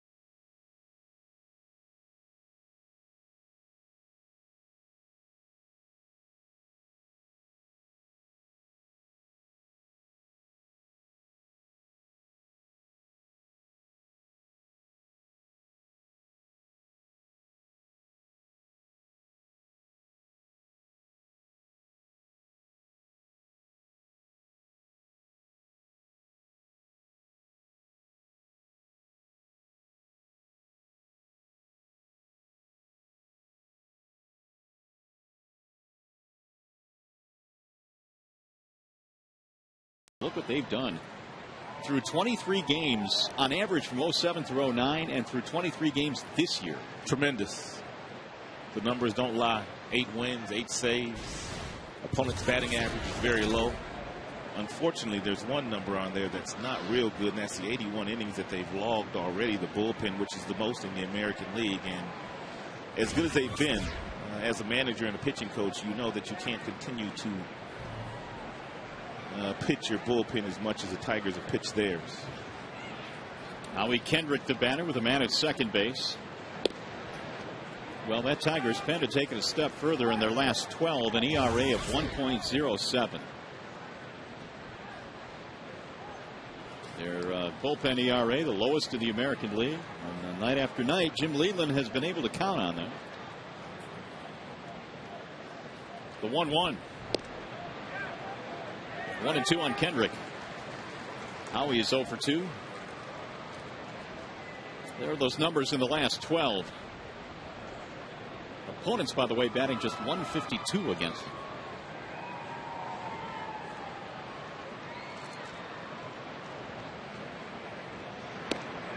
And it isn't really just 1 or 2 guys in the bullpen. I mean, you can look at Bonine, you can look at Coke, you can look at Nee. Of course, we know what the big arms at the back do, and Perry, Zamai, and Valverde, but the other guys have been equally as impressive.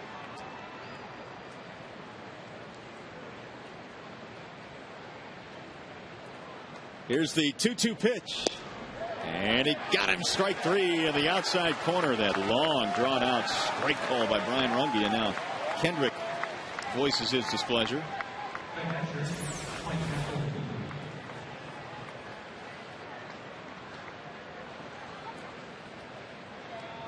Probably too close to take with 2 strikes. So here's Mike Napoli.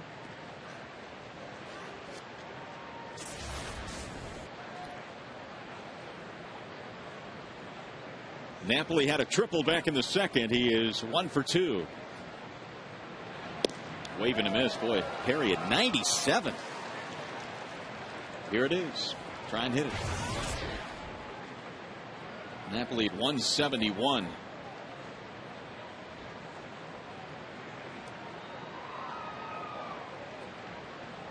'62 career home runs for Napoli, more than any other catcher in the history of the Angels.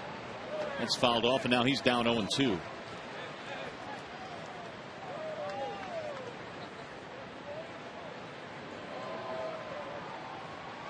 I think this warm weather tonight has anything to do with the fact that we have 15 runs on 19 hits. I think the ball does travel a little bit better here at Comerica Park when the weather is a little warmer, an indication of that. 77 right now. Roll toward third, foul. I think you can look overall at some of the individual numbers around the league as far as hitters are concerned, and some guys have piled up some really nice numbers in the month of April because the entire baseball has been blessed with good weather. I mean, it really hadn't been cold anywhere to start the season, and usually pitchers that first month of the season have an advantage over the hitters because it's cold and no one really wants to swing the bat, but not this year. Again, the 0-2. Well, it took a while to get the first rain out this year in Major League Baseball. And so very fortunate across all of baseball, the American and National League, to be able to get all these games in. Ironically, the closest the Tigers came to a delay or a rain out was in Anaheim, where it never rains. That's outside, 2-2. So you got Perry coming in, throwing in the upper 90s. Of course, you got Zamaya in the back end of that pen, and Valverde. Valverde was throwing 97, 98 miles an hour yesterday. So he can reach back and get it up there when he wants to. Swing and a miss, and down he goes. Napoli goes down on strikes. Perry comes in, strikes out Kendrick, and then strikes out Napoli.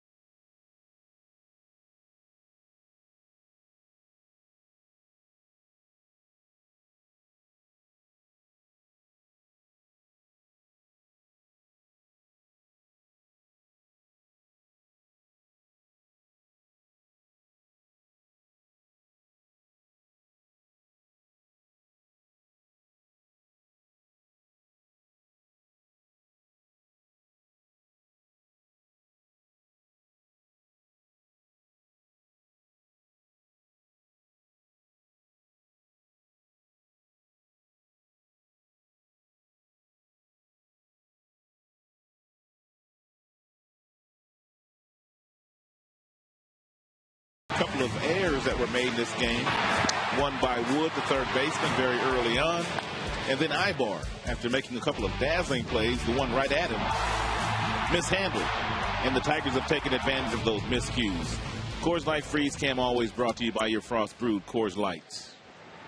So here come the Tigers now as we go to the bottom of the sixth, trying to add to their lead. 10-5 is our score. It'll be Miguel Cabrera leading it off, then Brennan Bosch and Brandon Inge. The 1-0 from Palmer is inside again. That's 2 in a row, up and in to Cabrera. Well, that's where teams are starting to pitch Cabrera. And they're trying to crowd him with good firm fastballs inside, and to prevent him from extending his arms. Cabrera was walking out of the box, and a strike is called. I don't know if he asked for time or if he was just bailing out of there, anticipating another fastball that was going to be up and in. I didn't see him put his hand up to ask for timeout. I think it might have been the latter. The 2-1 pitch. Breaking ball in, 3-1. Cabrera was cheating that time, anticipating that it would be another fastball inside. He was taking that front leg and he was pointing it down toward third base, trying to open up those hips. 3-2. That's one thing about Miguel. You watch him, and we've had a chance to watch him the last 3 years. He's very talented, but he's also a very smart hitter. He'll roll that one to the shortstop, Ibar. He's been a busybody tonight. One gone. Time now for the Coors Light Cold Hard Blast. And the Tigers, a big part of that 8-run fourth inning, the home run ball. Scott Sizemore's first big league home run. It was back-to-back with Gerald Laird. And then, of course, Brennan Bosch. A Bosch bash, a grand slam. And that opened it up. And here's Bosch again. Bosch has got some juice in that bat. Sizemore and Bosch, the first career home runs tonight. Last time two rookies had their first career homer in the same inning, 2002.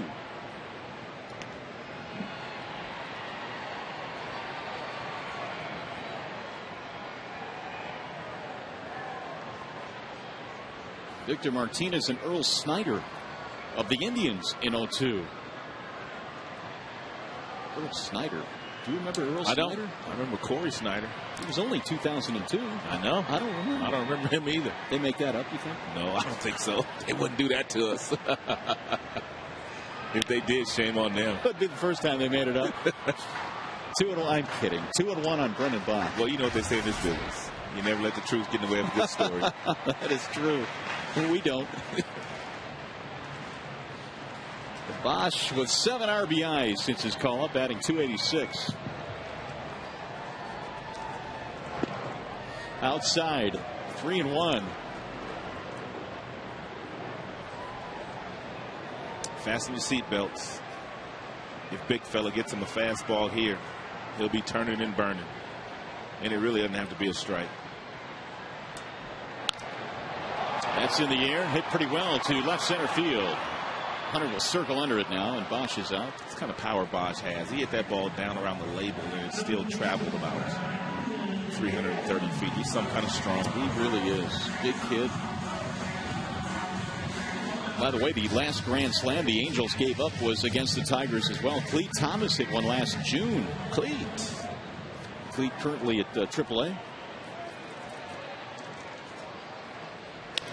Ground ball left side, diving stop by Wood to his feet. It's up the line, the tag, no, he missed him. Morales thought he had the tag. Not so, said Gary Cederstrom. It's the second time in the ball game that Wood has thrown from that sidearm angle and not been all that accurate with his throw. It's an outstanding dive, but a lot of times after the dive, the throw is the key. Can you finish the play?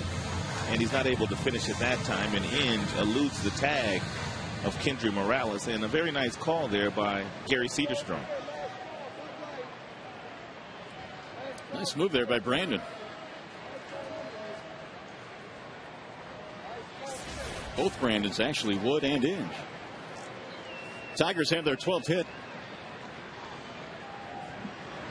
Gerald Laird skies one in the air toward left. Rivera coming over toward the line, appears to have room, and he does, right up against the wall. So that's all for Detroit. We will mosey on to the 7th inning with the Tigers up by 5.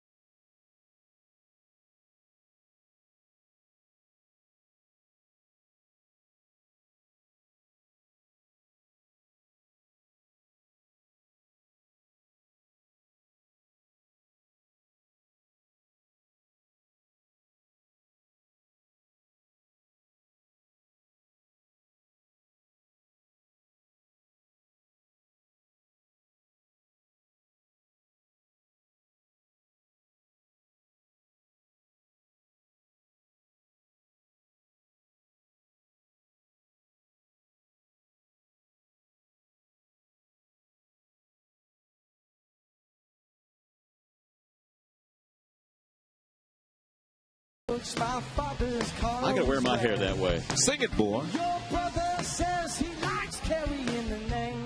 So Tigers fans had a chance to see Victoria's Secrets, who entertained the crowd here before the game tonight. Meanwhile, the Tigers are entertaining the crowd here during the ballgame, leading at 10-5. It'll be Brandon Wood leading it off as we go to the 7th inning. Wood, Ibar, and Abreu. Facing Ryan Perry, who came out of the pen and struck out Kendrick, struck out Napoli to close out the 6th.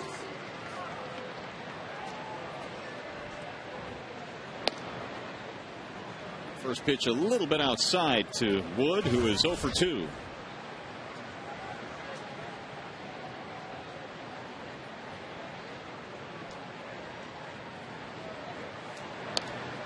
Lifted foul back out of play, 1-1. Brandon Wood played his high school ball at Horizon High School in Arizona and was the 2003 Arizona High School Player of the Year. In fact, his high school team was ranked 25th in the country that season. He was ready to go to Texas, but signed with the Angels instead. 2-1.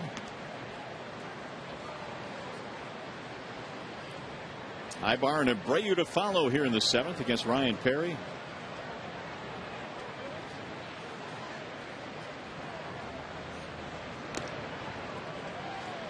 Two and two. Brandon Wood was hitting .087 after 17 games. He said it got to the point where I'd walk up to the batter's box and I would not want to look at that scoreboard because my average was up there. The 2-2 swung on and missed, and so his struggles continue. He's 0 for 3 tonight, and Perry has struck out the 3 batters he has faced. Perry throwing some little bitty ones up there tonight. Here is the Comerica game summary. Sizemore's first career home run. Likewise for Bosch, it was a grand slam. And the difference, that 8-run 4th inning.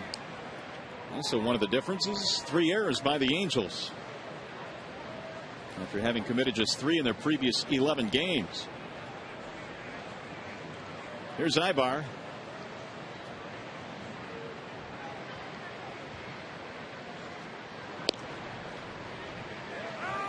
Infield single and a run scored back in the 3rd. 1 for 3 for Eric Ibar.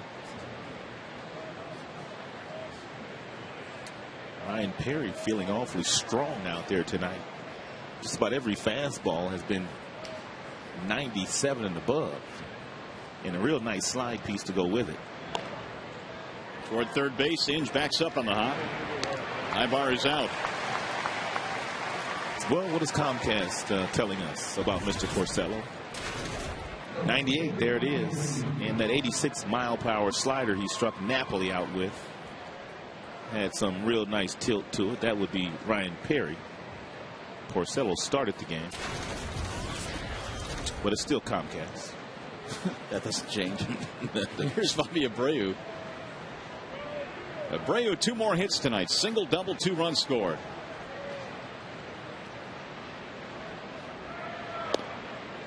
You know, you said something interesting earlier about, I was talking about Abreu and how it seems like it's unknown as to what he's been able to do. And you said, why is that? I mean, what do you think it is? I mean, that a lot of people don't really know that much about Bobby Abreu.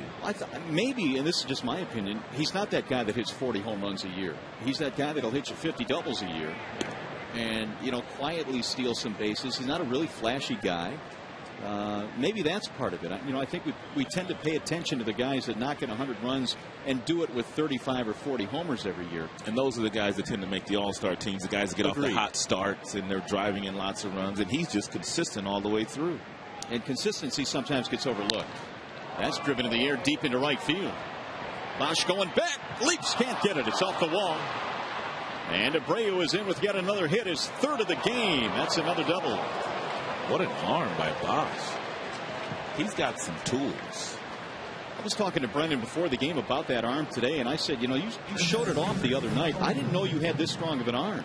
Just a sweet swing by Abreu, and he's got a ton of hits. And the fact that he had one more step to go is just him learning how to play right field here at Comerica Park. If my memory serves me right, this is the first time he's been in right field here. So once you get to that warning track, you have to judge how many steps you have before you get to the wall. He may have had one more step, but that's something he will learn after he plays here a little bit longer. Take a look at him go back. He doesn't quite know where the wall is, and he has one more step to take. If he takes that one step, he might get it, but he's still learning Comerica Park. But when he picked that ball up, he threw a seed back to second base. Torrey Hunter, the batter. Little bouncer hit slowly towards second base. Sizemore has it, and Fred over, inning over. Nothing comes to the 2-out double. Stretch time. Sizemore, Everett Jackson coming up.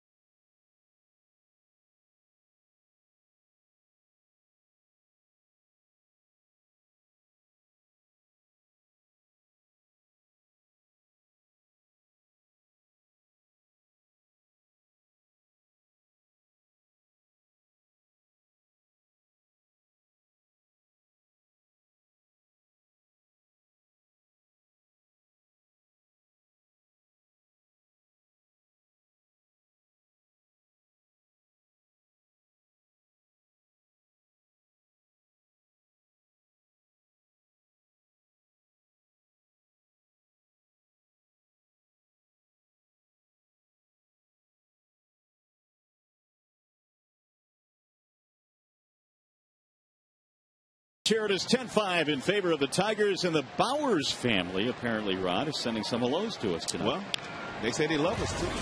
There's a ground ball to third. And Sizemore in 1 pitch is out, 1 gone in the 7th. Love is good. That is true. And this is a big crowd tonight. They're loving their Tigers baseball this evening. They've scored 10 runs on 12 hits. Palmer, since coming on, has really quieted this one down. He does all the time. Amazing stuff. I don't know why. Here's Adam Everett. Everett is 0 for 3. It'd be nice to have Everett join the hit parade tonight.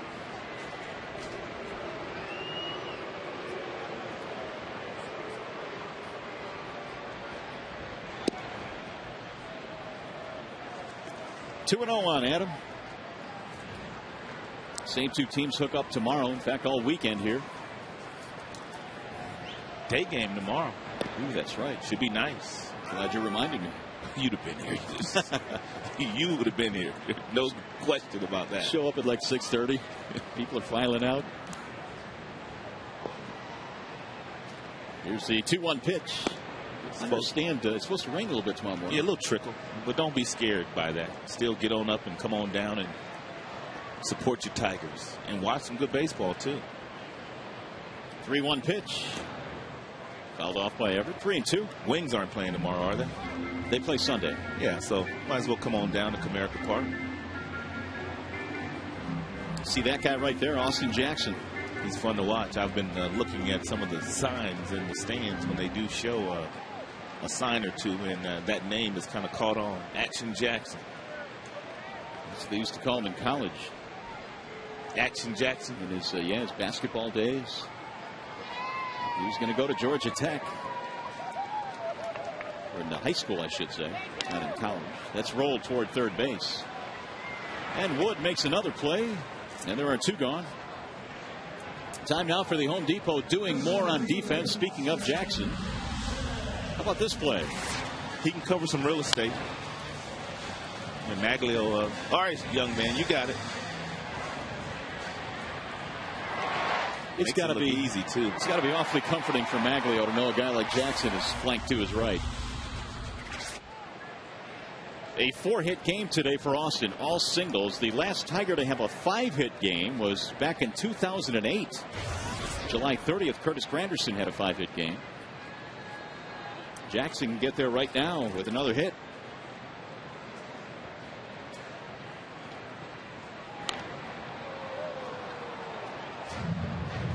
One ball, one strike.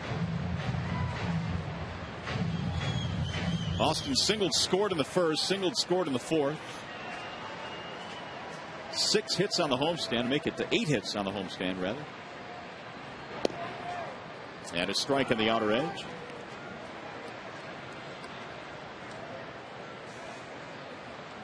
He's just been on base at least a couple of times every night. It seems that way. In fact, he's been on base now in 18 consecutive Tigers games. Here's the 1-2. Right back up the middle into center field. That's a base hit, and that's a 5-hit game. And the amazing Jackson continues to swing it.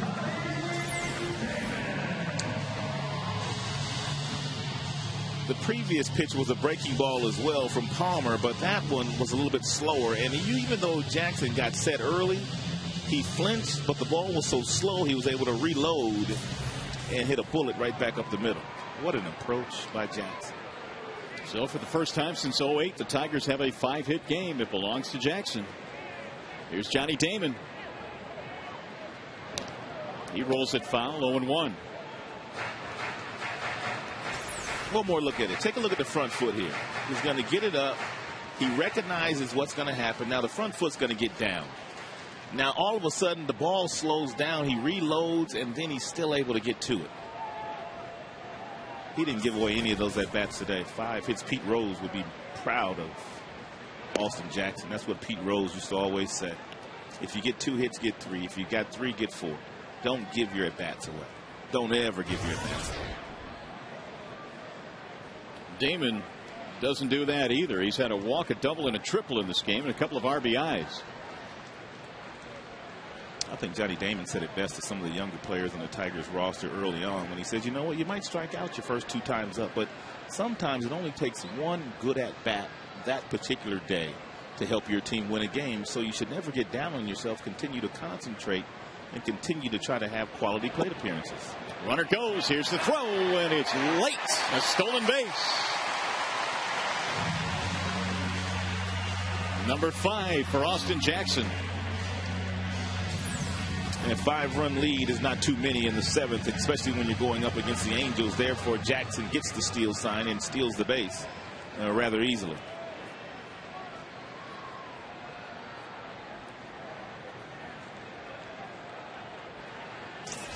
They've got no chance at throwing Jackson out anywhere where Ibar was taking that throw from the catcher. It's going to be a tough play for Kendrick. Safe at first base. Damon has an infield hit. Johnny has his third hit tonight. Johnny can run. Let's take one more look at the stolen base and where the throw should be taken from the catcher when throwing down there. First off, you got to get there. Ibar a little tardy getting there, but you've got to take the ball while straddling the bag. If you try to grab it out in front and then reach back, a lot of times the base runner will be sliding past you. But if you straddle the bag, the ball can travel a couple of extra feet, and you've got a better chance of applying a tag to the base runner. Don Kelly's second at bat of the game. Tigers now have 14 hits on the board. And a 10-5 lead.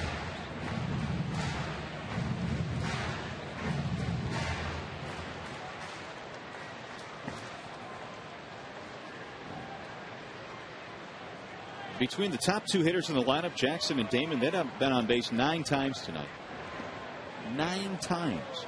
Well, really a tremendous move towards spring training for the Tigers to sign Johnny Damon after he reached out to the Tigers and said he wanted to come there and play after it became apparent he wasn't going back to New York.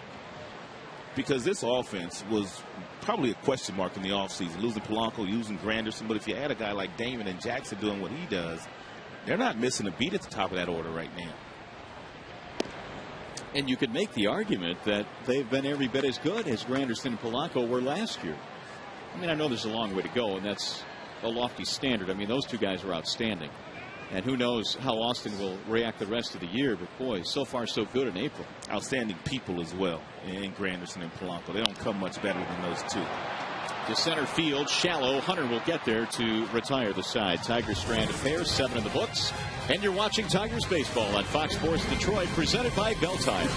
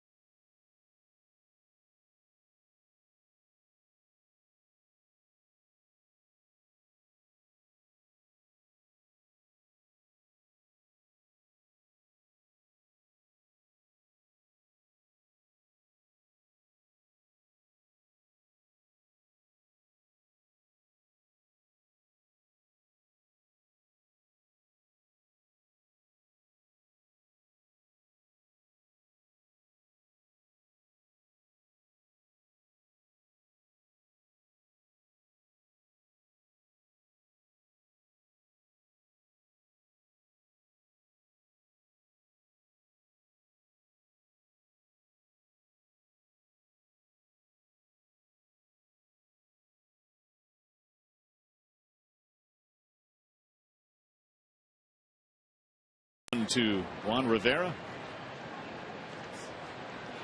Game 2 tomorrow afternoon features Bonderman and Scott Kazmir. And a good one on Sunday, Verlander and Weaver.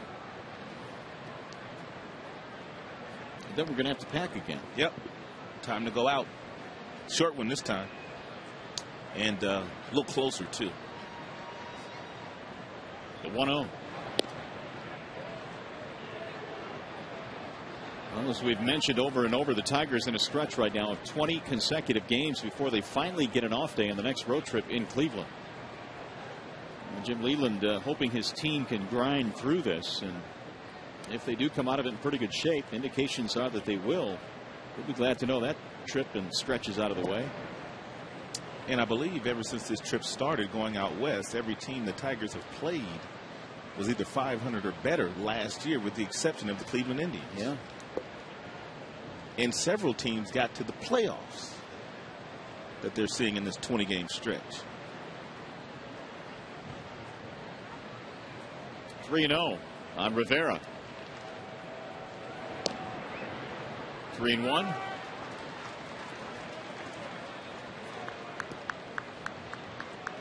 Ten RBIs this year for Rivera, following his run-producing double in the 6th. He's trying to pick up Kendry Morales, who has singled here with 1 out in the 8th.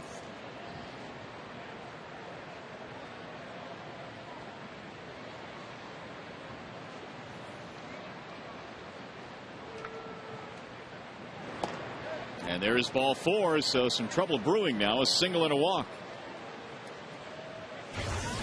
Well, here's a reminder, fans. This season it's easier than ever to find the seats that you want or to sell tickets to the games you can't make on StubHub, the official fan-to-fan ticket marketplace of the Detroit Tigers. Go to StubHub.com and choose your seats today.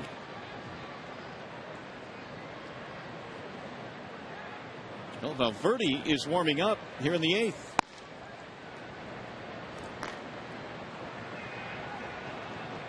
Jose's been outstanding in a Tigers uniform. Now Kendrick stepping in with 2 men on and 1 out. Tigers right now enjoying a 5-run lead.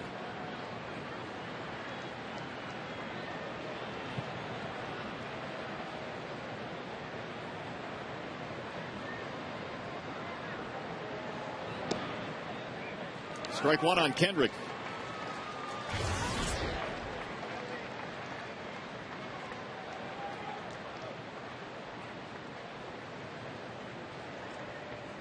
Morales, Rivera, the base runners.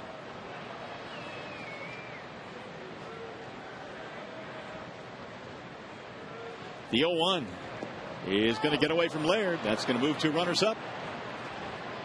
So now both men in scoring position. Wild pitch.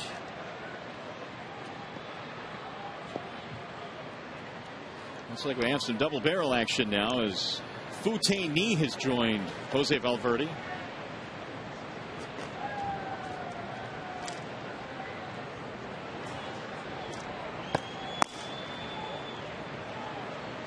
And now Leland's starting to pace a little bit.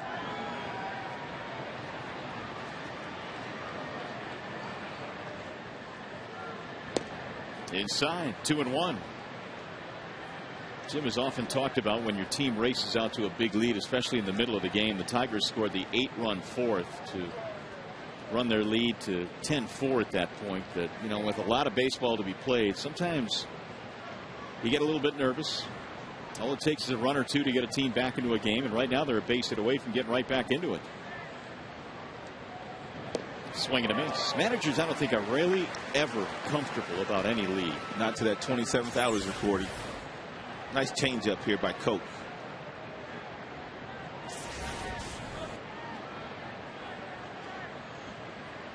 Two and 2. And Howie Kendrick.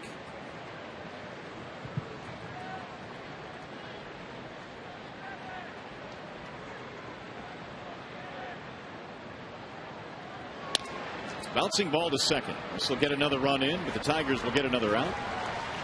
Scoring on the play is Morales. And it's now 10-6. RBI for Kendrick.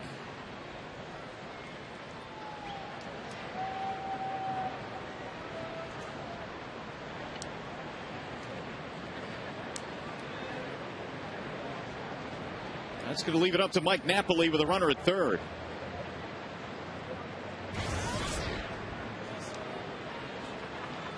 Napoli had a triple back in the second. He's 1 for 3.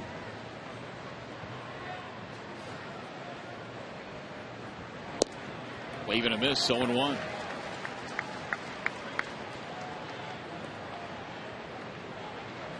Angels jumped out to the 4-2 lead. They got a home run from Torrey Hunter in the third. But it's been mostly Tigers since, courtesy of that 8-run fourth, highlighted by the Brennan Bosch grand slam. Down to block it is Laird. 1 ball, 1 strike.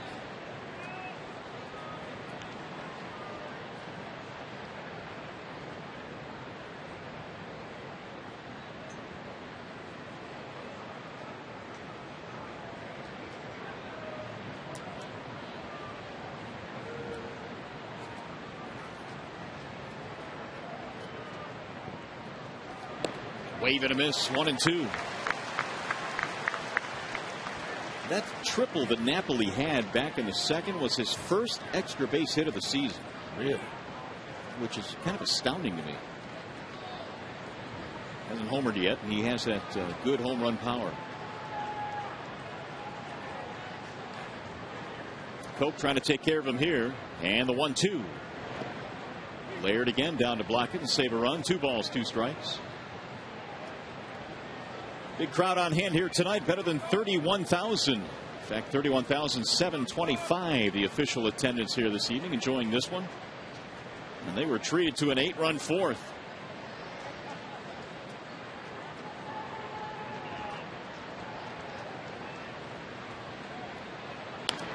He popped him off. Let's see if Laird has room coming back to the railing, but it's back out of play. Napoli's still alive.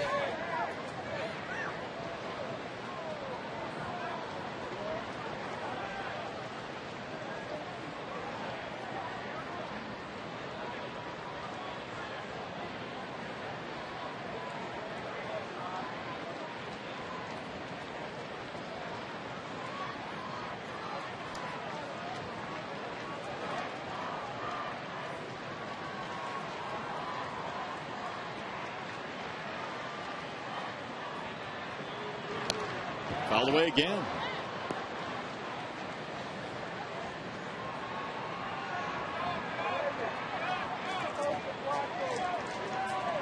The 13 appearances, including tonight for Phil Cope, second highest total in the American League.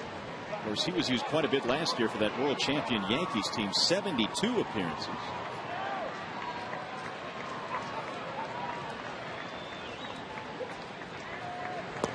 And a ball down low. 3-2. Number 9 hitter Brandon Wood waiting on deck. And he has been hitless tonight. The crowd has kind of been sleepy since that 8-run fourth, but they're starting to get back into it now, looking for the final out.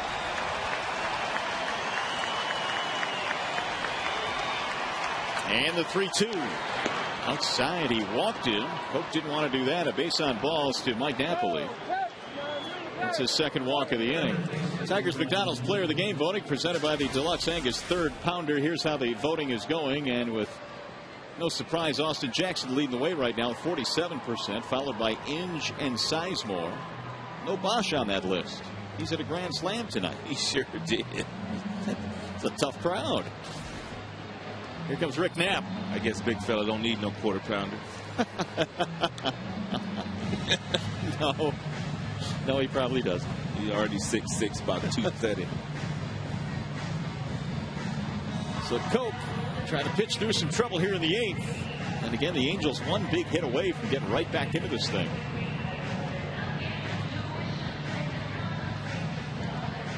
Brandon Wood, the number 9 hitter, 0 for 3. A couple of strikeouts tonight for Wood.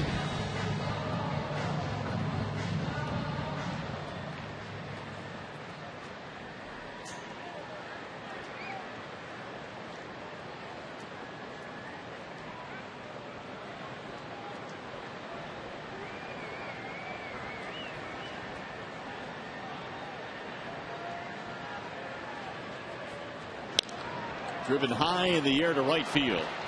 Bosch is under it, should end the inning, and it does. Sign retired. They get a run, strand a couple. We go to the bottom of the 8th.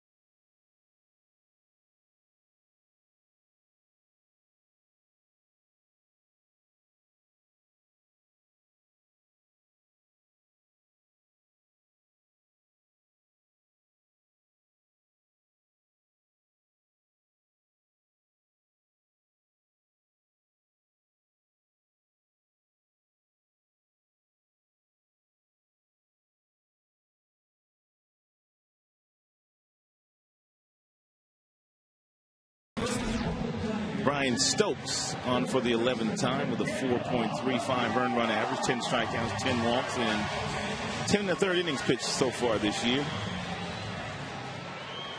And he will take over for the Angels now. Meanwhile, the Tigers trying to pad their lead. It's down to 4, 10-6 our score. Big fella leading it off here in the bottom of the 8th, Miguel Cabrera. And he checked his swing, but appeared to go around. No, he didn't. 1-0. Cabrera, and then Bosch, and then Inge. Stokes 1-0. Backs him off. 2 balls and no strikes. Cabrera tonight, single and a double. 2 for 4. Batting .337 this year. League high 25 RBIs. Right back up the middle into center field. 3-hit game for Miguel.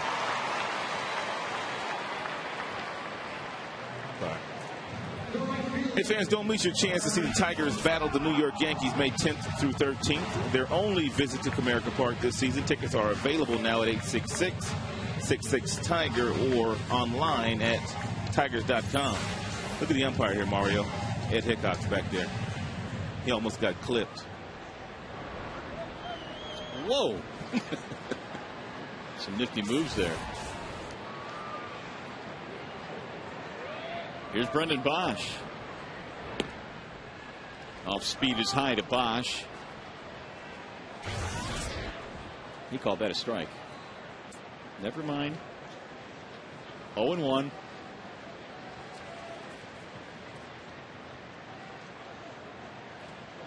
Swing and a miss. Nice change piece.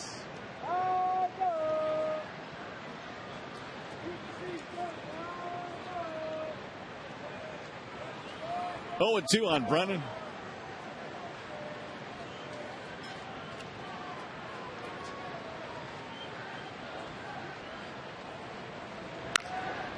Hammered down the left field line. Going to slice though and go foul. Ooh, that thing almost had home run distance.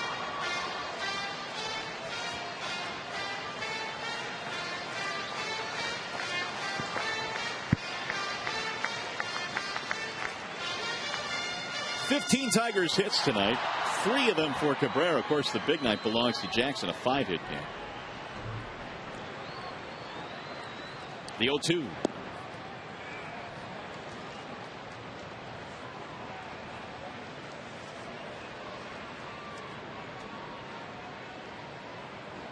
Tigers, if they can hold on to this one, will run their record to 14-10. 3 outs to get, though. Runner going. And a pop-up. Third base side and foul ground. Brandon Wood is there. And Cabrera goes back to first.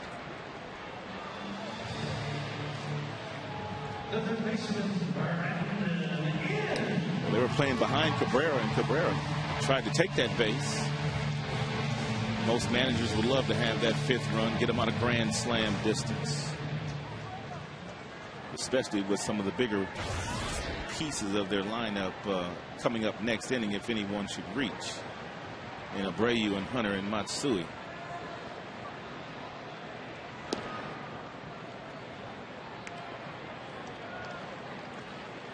Brandon Inge tonight has been on base twice, walk and a single.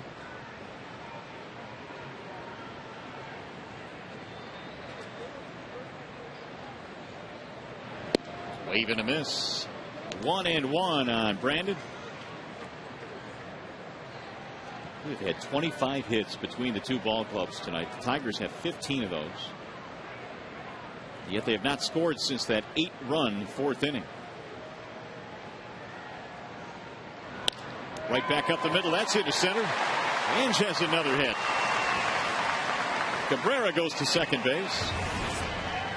It's going to bring up Gerald Laird.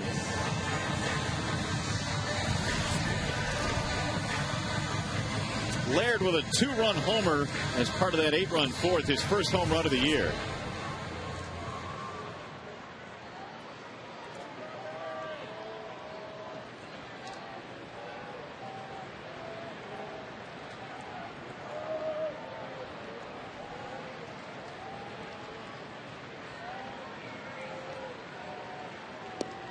Gerald didn't hit too many last year. He did have 4. His high water mark was 9 in Texas the year before he joined the Tigers. Actually 2 years before he joined. In 2007 he hit 9 home runs. That Texas ballpark is a hitter friendly ballpark. No doubt about that. Now the 1-0.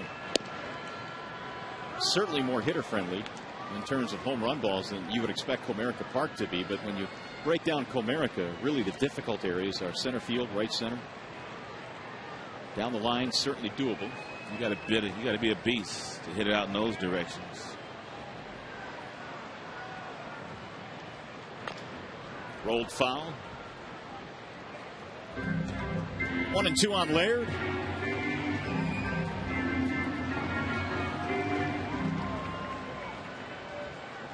Gerald now quietly has hit safely in his last 4. He would like to maybe string a couple of multi-hit games together, get his batting average back in shape. 1 for 4 tonight.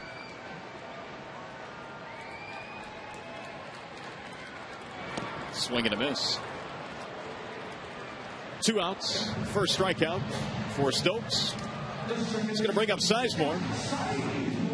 The Tigers get a few more base runners here in this inning. They might get Jackson his 6th at bat of the game. They need 2 more base runners.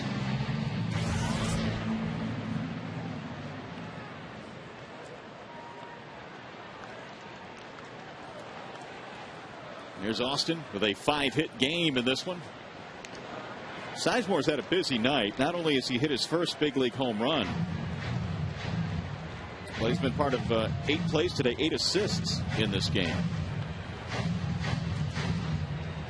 A lot of ground balls hit by both teams tonight. Of course, that's to be expected when Porcello pitches.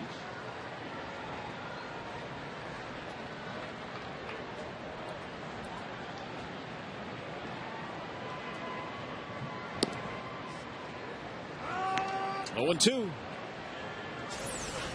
We heard about this short, quick, compact swing before Sizemore got here. And as soon as he hit that ball, he knew it was gone, but put his head down and sprinted around the bases.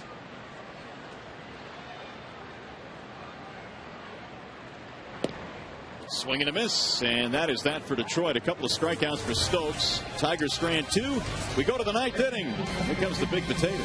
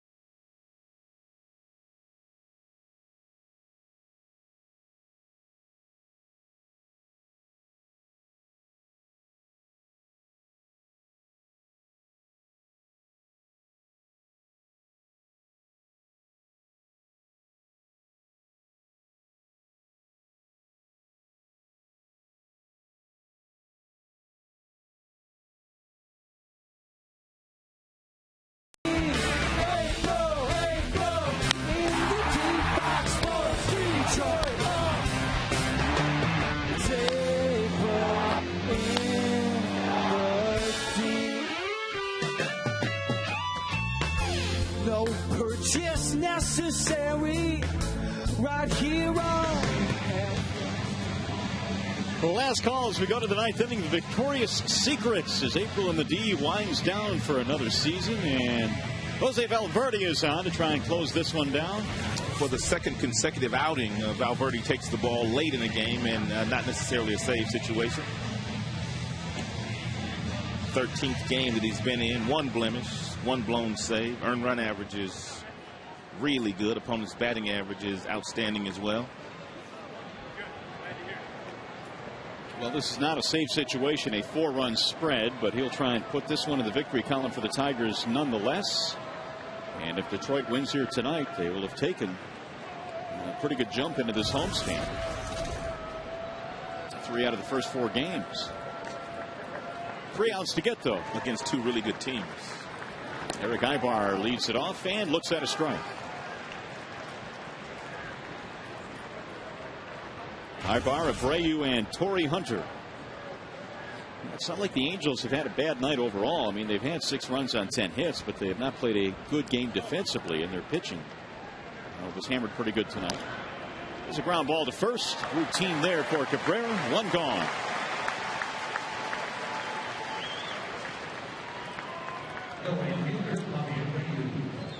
That'll bring up Bobby Abreu.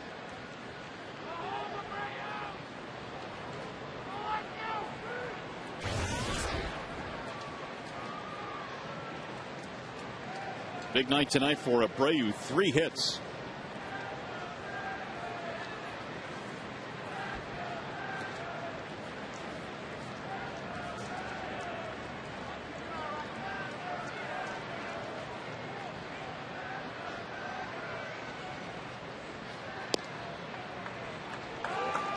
Strike 1 on Abreu.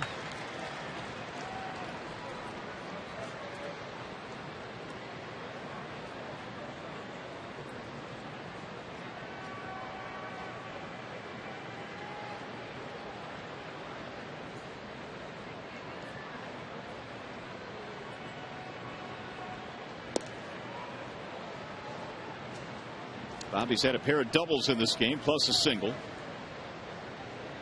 Trying to get something ignited here for this Angels offense. They will turn to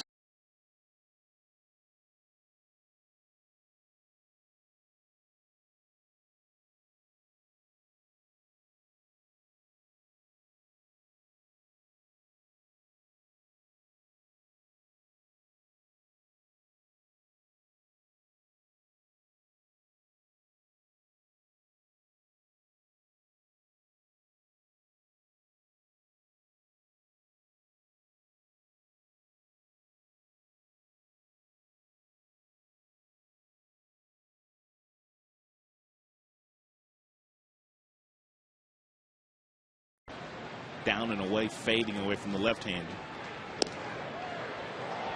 99. Ooh, where'd he get that from? 2-2. And he also has a forkball that he could throw that acts like a slider to the right-handed hitter, so he can dart it a couple of different ways just by changing his grip.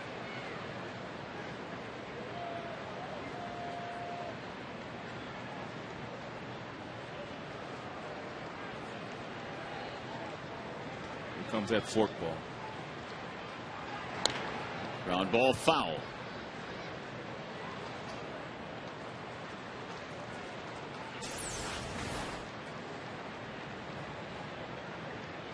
You can see the ball going in different directions. That was the one that he tries to get inside with.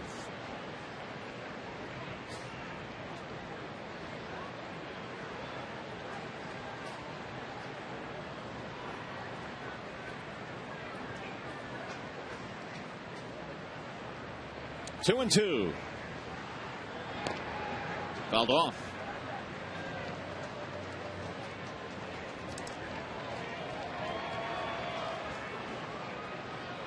Abreu 7 straight years of 100 RBIs.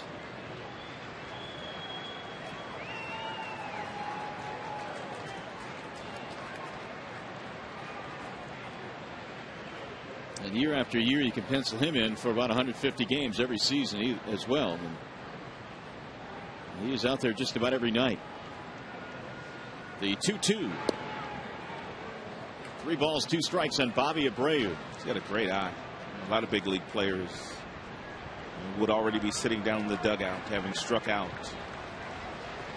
because that pitch is not an easy pitch to lay off of. But Abreu with real good hand-eye coordination and has a really nice idea of his strike zone.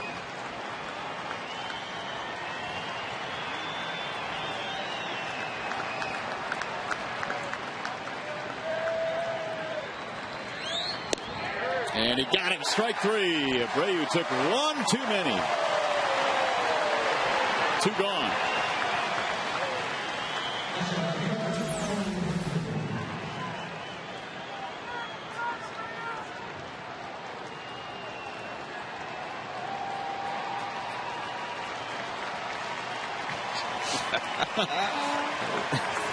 There's always a show.